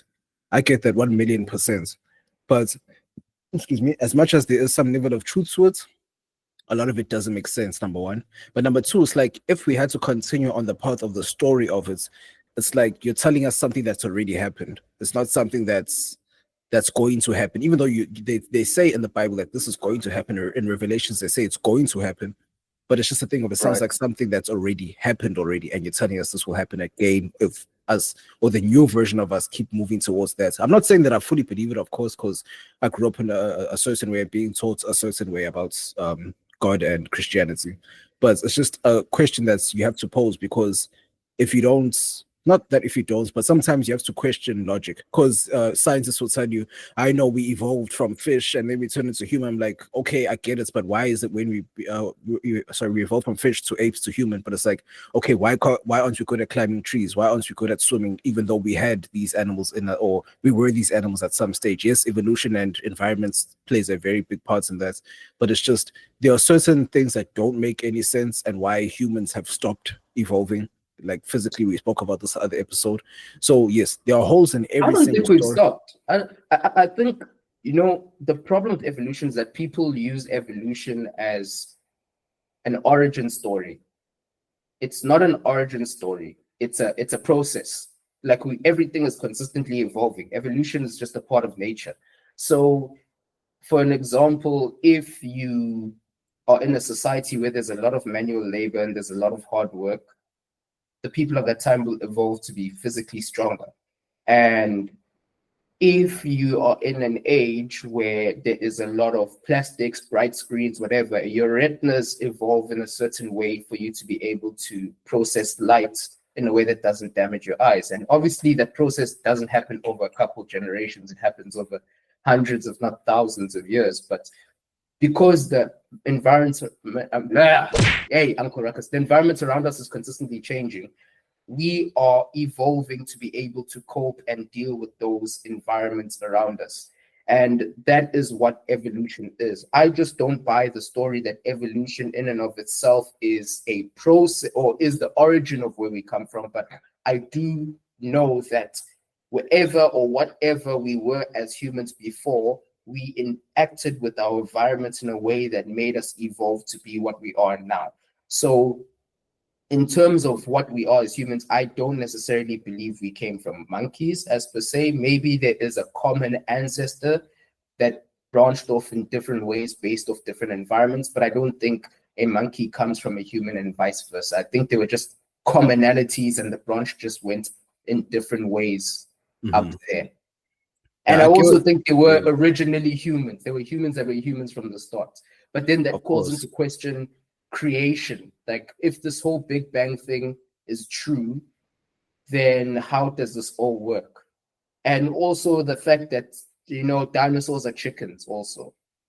I get that. No, chicken and birds are dinosaurs. It's like the same. Of course, from evolution, yeah. But it's the same branch, not necessarily the same thing. Yeah, it kind of, but I get what you're saying, but you're kind of saying what I'm saying, whereas us physically as humans, we haven't evolved, but everything around us continues to evolve. So I'm like, okay, if we were as humans, if we were this way up until this point, but like you said, it's like, it's not necessarily like an origin thing, but it's like, how come we aren't, like, yes, we are adapting to the changing environment, but we aren't changing ourselves. Like, yes, you have the basketball players and whatever, but if you had to go back 100 years, you'd see that everyone was way taller, not necessarily because of what they were doing, not what they were doing, of course, but because of the environment was more safer and more clean and whatever, until the fourth industrial revolution came and there were factories, and then everyone became shorter because, chemicals passed down, and now it's in the human DNA. But my main thing is that as humans, physically as humans, we aren't growing in any aspect, because what grows in us is illnesses. What do we keep getting? Illnesses. Like, as humans, there's nothing that improves us. There's no new anti-cancerous cell that gets born in us. Of course, we have to create it and then inject it into people, and the cabal will stop us, those kind of things. But there's no natural Niggas are agents. wearing that tinfoil hat full today, boy. You see what I'm saying?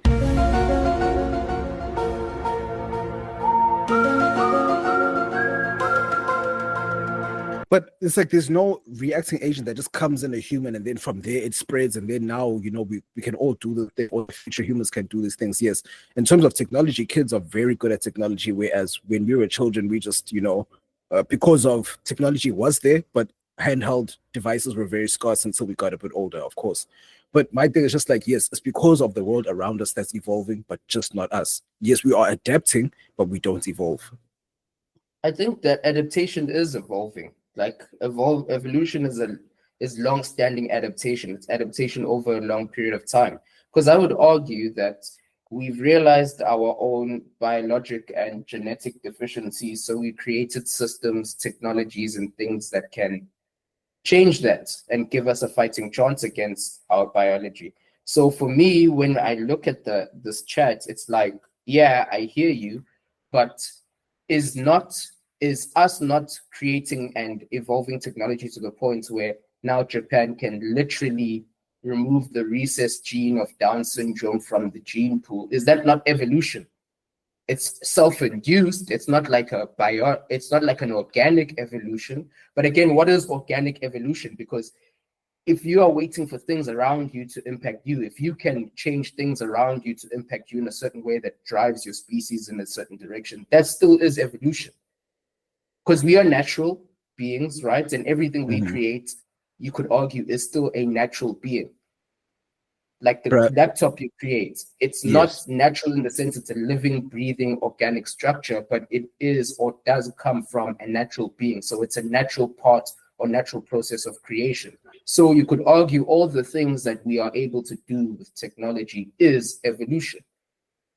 That is true to an extent. Like I'm not even trying to say that you're wrong at all. It's true to an extent, but it's just a thing of, like, let's say, for example, HIV is 100 years old or just above 100 years old. It wasn't something before then. So there are a few people who were alive before HIV. So how is it that our immune systems haven't even tried to adapt? And they say, according to, the history books, is that it's a virus that came from the monkeys and then somehow transmitted to humans. Whether someone ate a human, someone ate a monkey or whatever, we don't know how it got transmitted to us, but then suddenly it just became this phenomenon. I get that, but it's just, we don't physically adapt to that. We have to create things, like, yes, mentally. And like you're saying, our part as evolution as humans is more so the mind, whereas we mentally evolve and then our bodies slowly adapt, but they don't necessarily evolve to what is needed. They just adapt to what is needed. So as humans, we're still in this frail body, whereas everything else keeps moving, and then we have to keep building new things just to shield against whatever's going around. Because like something like HIV and cancer, I don't know when cancer started, maybe in the 1800s, but it's like, where do these things even come from? Like, it just suddenly starts. Even COVID is the only one that wasn't something that's still like a serious thing for everyone. Yes, it's still out in the air, but yes, it wiped out a few people, but it's not something that's prevalent like that. I know someone who did recently get COVID, but they were fine after like a week or so, or 2 weeks. So it's just like, wait, my bad. Just to finish that, cap that off. But it's just like, that's a rare case or like an isolated case. Whereas in general, COVID isn't that thing that's moving with us, because now humans have been able to adapt, or the people that have either vaccines or just the air quality has changed to the point where we can now adapt to that. But us physically, we're supposed to be naturally immune after niggas die. So here's my evidence to you that we have evolved. When was the last person you've ever heard of who got the bubonic plague?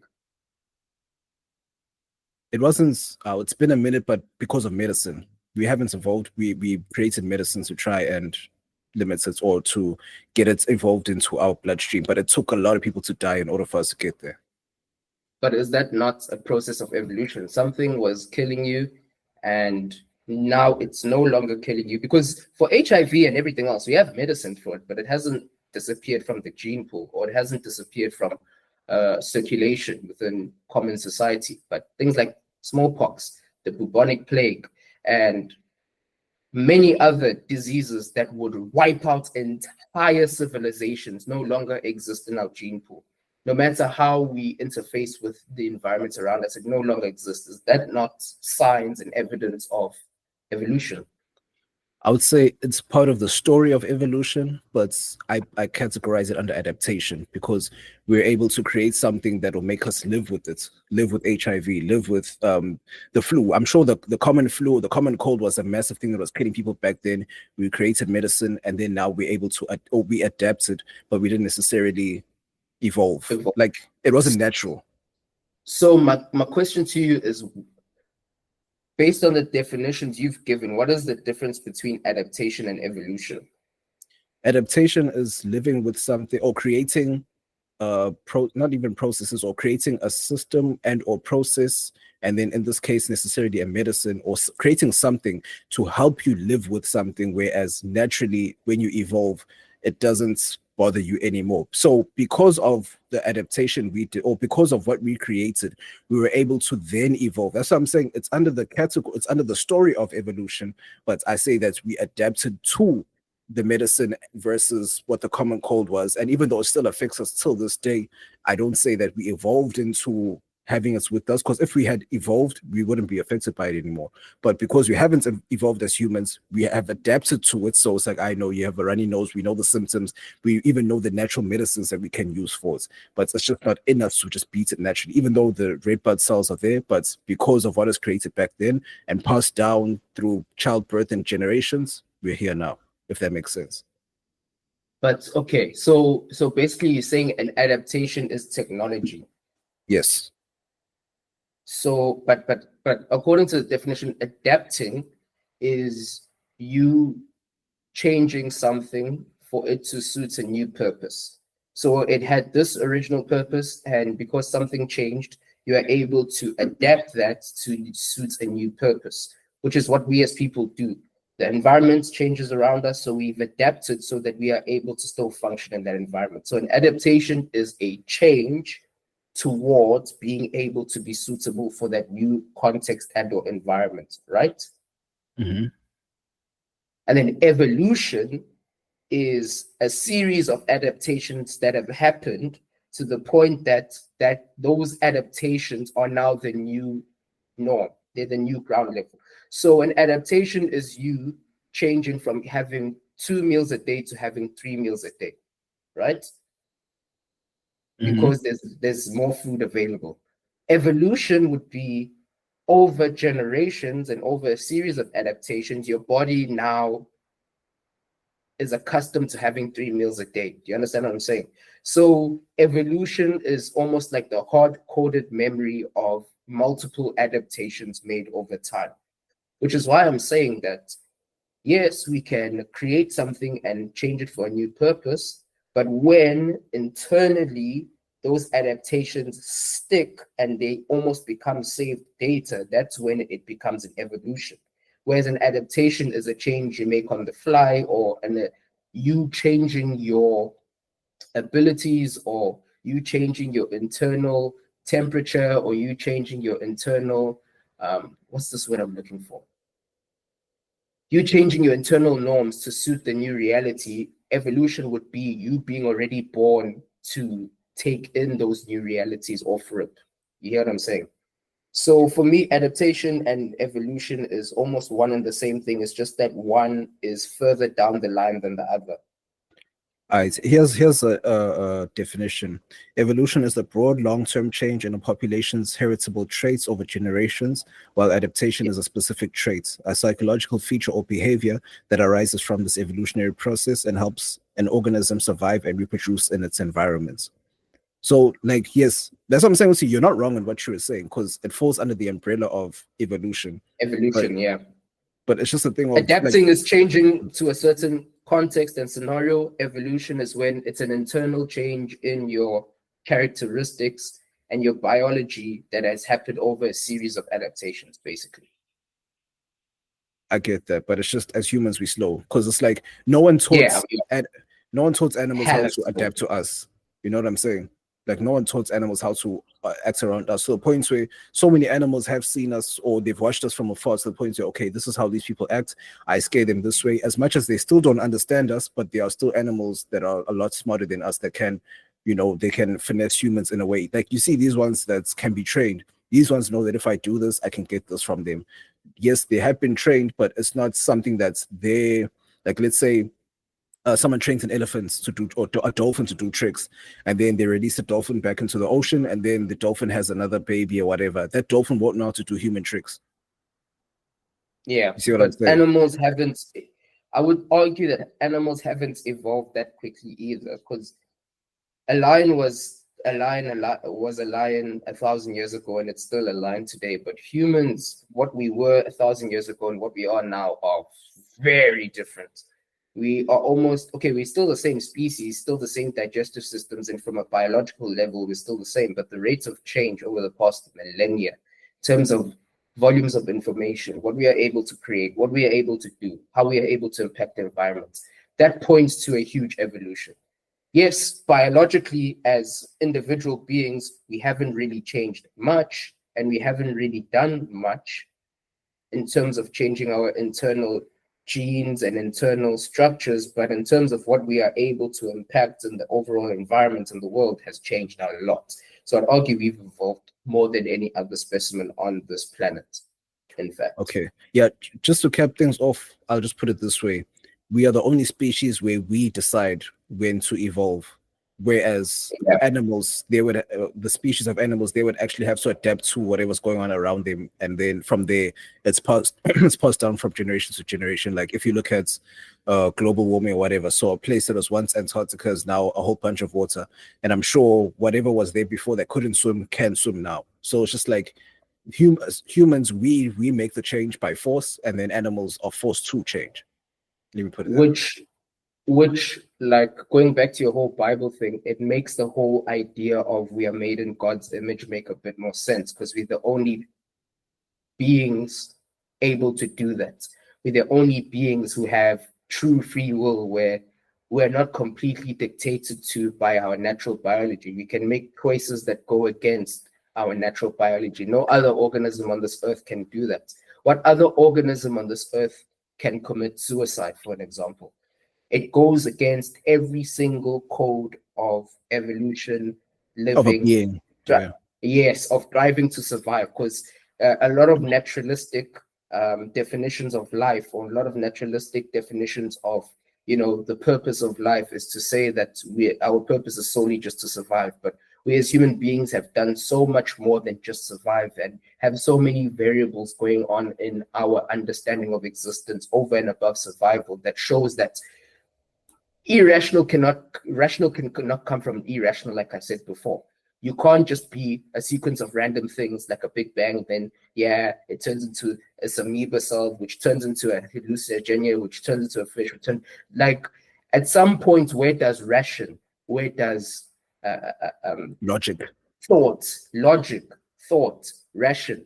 And we are not just summed up by that, but there's a spiritual element as well, because humans are created to worship things, whether you want to look at it in a religious sense or just a general sense. Like, look at what money make a bitch do. Look at how we worship money. Look at how we worship corporatism. Look at how niggas worship celebrities, football players, whatever. There's this innate drive to want to do that. And we just put it in all these other places and all these things that have no overall power over what goes on. And if you look at all of these things as evidence that points to what is going on, if you look at an invention or a creation, right, and you want to ask yourself, what is its purpose? What is the best way for you to ascertain what its purpose is? It is for you to try and find its creator and see what the creator says, what you were created for. And the Bible, which is the set of philosophies and ideologies I follow, have given a very clear definition of why you were created. So this thing of people floating around not knowing why they're here and thinking they're here for random reasons and there's no purpose, we make our own purpose, it's kind of a hole. It points a hole in that, because you can't have a purpose if this was randomly done. That means none of our lives really matter. None of our lives really have a purpose. If this is all just randomly put together by a sequence of random events, that means none of what we do or be or are have purpose, which also means if you just follow the logical conclusion of what this means, it means that killing someone isn't inherently wrong, because a human being has no value and no purpose, because it's just a random collection or sequence of events that has made you be born and live right now. But we know that's not true, because we have thoughts, we have actions, we have consciences, we have hopes, dreams, aspirations, frustrations, fears, all of those things. Those things cannot just be conjured up merely by evolutionary impulses and, ultimately just matter and energy being sorted in a series of ways. That comes from sentience, and sentience can only be born from a higher form of sentience. Sentience cannot just come out of thin air. So this is why I'm saying that I get why people have problems with the Bible. It has a lot of limitations because, again, it's beholden to all the limitations that any data study or collection of data is. Secondary versus primary source. Do things get lost in translation over time? Blah, blah, blah, blah, blah. Right? But my thing is, and my question to anyone who ever pokes holes in it is that show me a better compilation of literature, show me a better compilation of any knowledge or data that points to why we're here, what we're meant to do, how did we come to be, at least within the sense of metaphysical, because history goes up to a certain point. Before a certain point, if we go back 2,000 years ago, it's irrelevant. And not irrelevant, but it's inaccurate. Why do I say that? Because even the way we date time, the calendar, the Gregorian based on Christianity. But it's the Gregorian calendar we use, right? To say there's 12 months in the year, and a year is a full circulation around the sun, A, B, C, D, and E. That thing is a couple of thousand years old, which means that before that thing was discovered and also implemented across all societies in the world, there were different ways of accounting time, which means that all those different ways of accounting time have to be converted into our way, and we have no way to track that it actually is that. So before 1 AD, when we started counting back and using the Gregorian calendar, there's no way to tell that ancient manuscripts that we found were using the same measurements of time that we were, to say that a lot of that was accurate. So a lot of history past a certain point is us just putting the data that was left behind and making assumptions based on that and other pieces of evidence that we can find. It's not concrete. So this is why I say that when it comes to ethics, why we're here, why any of this exists and what's the purpose of it, I personally don't find a better philosophy and sets of principles than what you would in the Bible. And that's what I attribute it to. Yes, there's the faith component and all of that, but if we just look at it empirically and look at it as a collection of data and just test it against all the things that you would look for from a collection of data, I don't see anything better from my exposure. It's mainly because of how we grew up, of course. So we lean towards Christianity because it makes sense in our lives. I'm sure there are some lost scrolls out there that go tell a story as to how life is and how people should live, and maybe Buddhists or monks or whomever live by that. That's just because, like, the thing is, when you look at different and we'll wrap up soon, that when you look at different religions and things like that, there's something that you can take from every single religion, and then that kind of blocks off of this blocks Christian, especially Christians are the most closed-minded out of every other culture. Or it's not even most closed-minded. I don't think that's true. Hey, no, wait, I'm not going to say the most closed-minded, but we shun more than other publicly shun more than other religions. Do you really think Christian people are worse than like Muslims? Because Muslims don't only shun, they'll kill.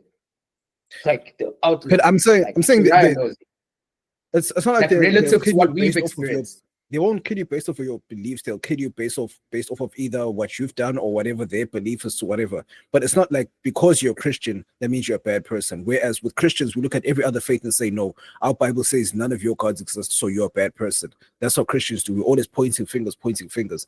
Whereas other religions, I don't know them in depth, of course, but I don't see or hear much. Of course, there are a few where people do judge, but I don't see it being a common thing of someone pointing at Christianity and saying, I know the thing is dumb. They'll look at you and saying, hey, bro, don't only believe everything that your religion is telling you. Use your brain sometimes. That's what I've seen the consensus being, but it's not more so like Christians pointing at everyone else and saying, no, our God said that all of your gods don't exist, so you don't, so you're wrong and you're going to hell, pretty much.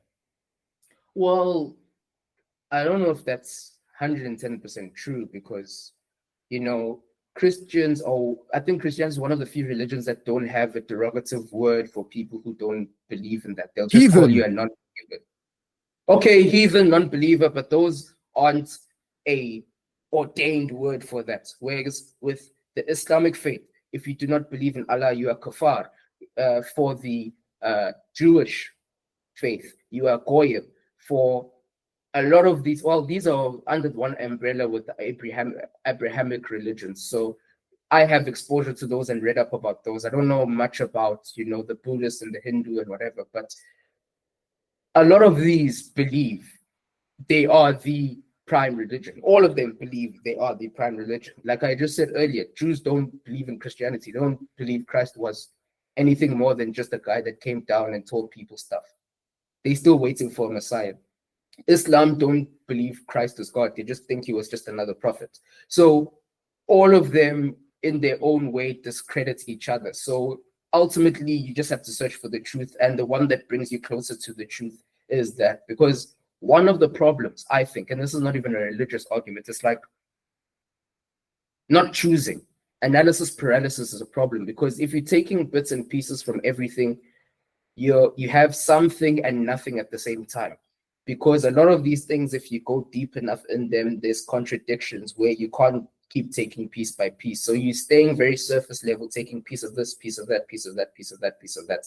It's like the same thing of saying, oh, I'm a Chelsea fan, but I'm also in Spain, I'm also a Barcelona fan, but I'm also in Italy, I'm a Juventus fan, but also in Germany, I'm this fan. No, like niggas who talk like that, you just look at them like, bro, you don't know ball.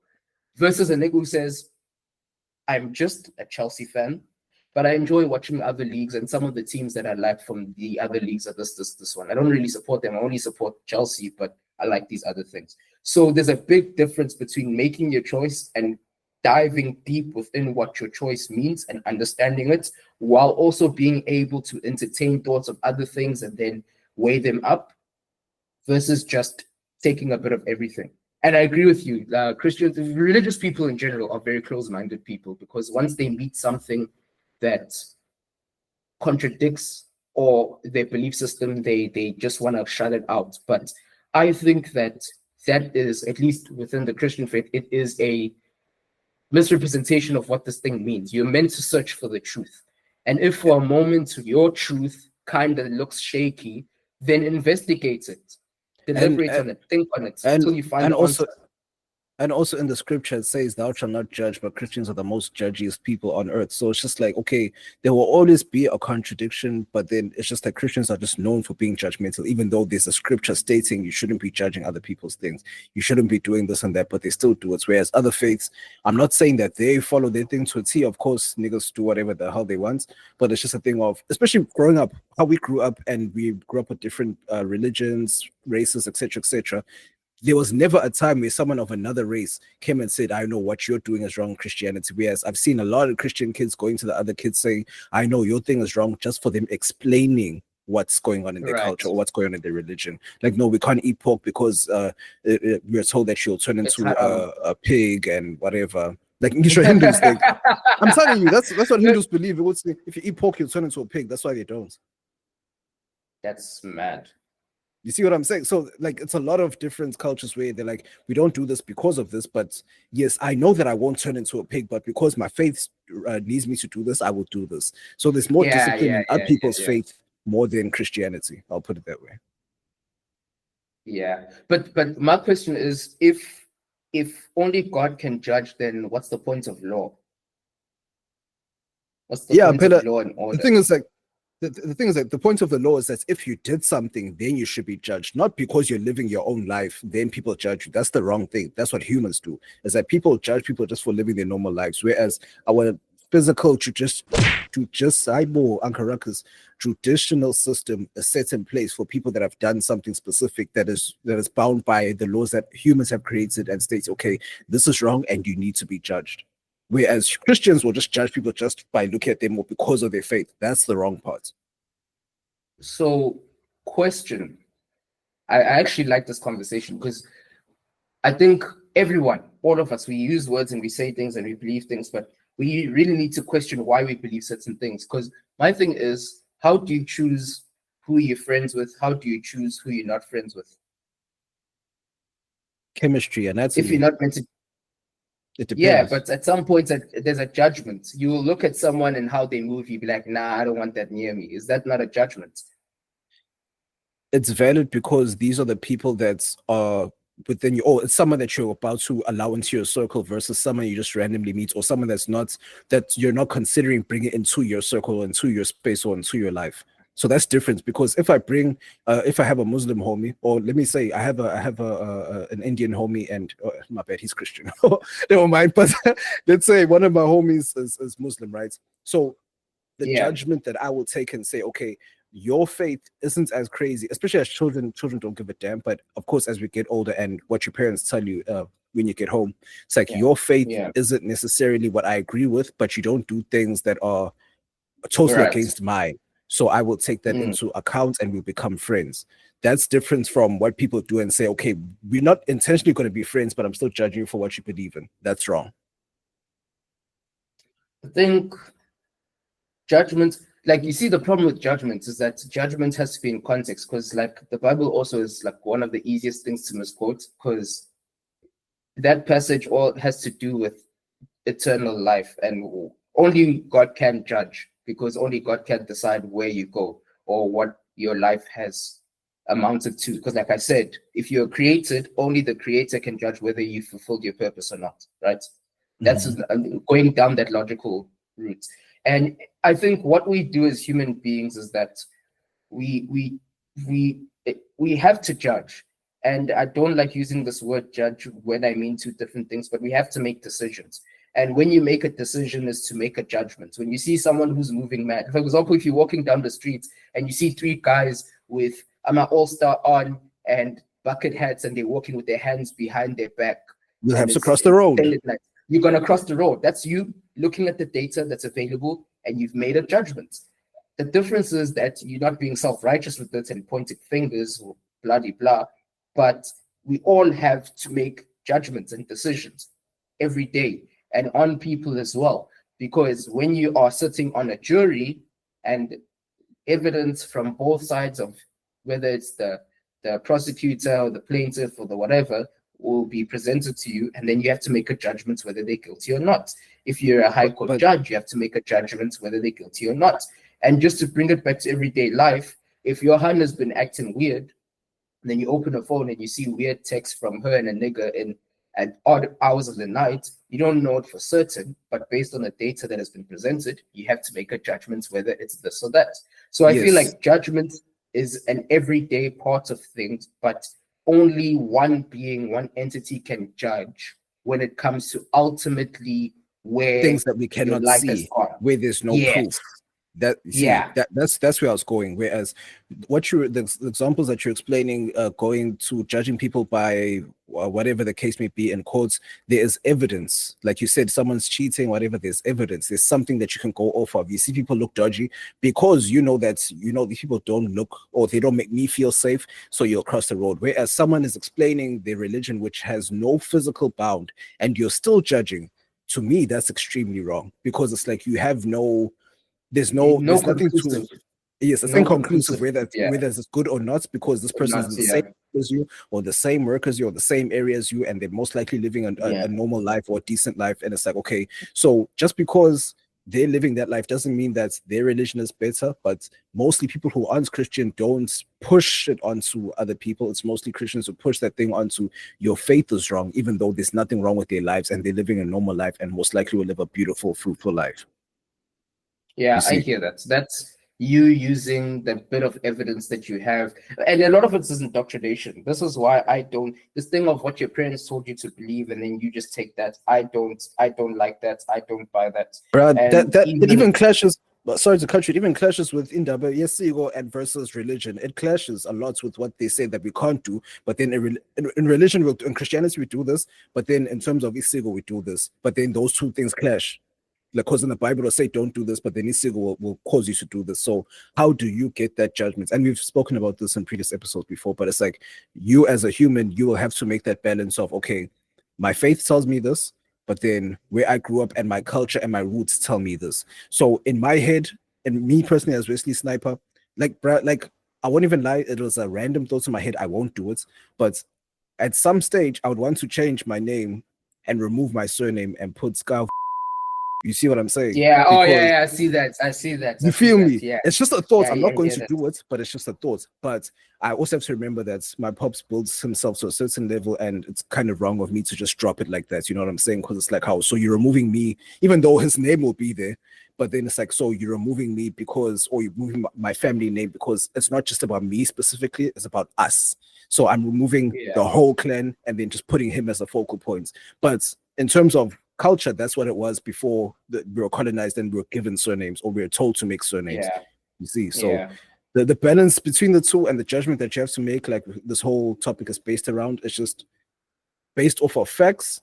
But then, especially with the surname thing I'm talking about, there is no paper thing where I can rationalize why I want to do it. It's just a random thought as to, okay, this happened back in the day, and why can't I do it now? But there may even be a law stating that I have to have a real surname or I have to have a standard surname. You know what I'm saying? Yeah. But my, anyway, my whole thing with that is that my parting shot is that whatever we decide to do, whatever we decide to be, at a certain point in your life, what your parents told you to do, it's not an excuse anymore. Like, you need to make up your own mind, deal with the data at your own level, and make up your own mind to say, okay, this is this and that is that, and investigate it. Because I think we as people, we've become too complacent with our beliefs and why we do things. We need to investigate our traditions, our cultures, our norms, our belief patterns, our belief systems. Research. And you can't just do something just because, oh, my parents told me this is what to do. Why?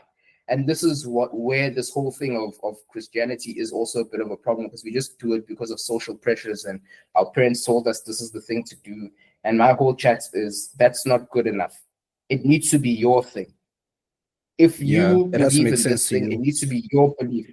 Yes, and it needs to be your belief, and you need to work that belief, and you need to live that way, because after a certain point of your life, you can't live through your parents anymore. You have to live on your own. Exactly. But yeah, man, sensational. On that note, let's wrap this up. As always, you know what this is, you know what it was, and you know what it's always going to be. With yours truly, Bavarian, your area. Wesley Sniper.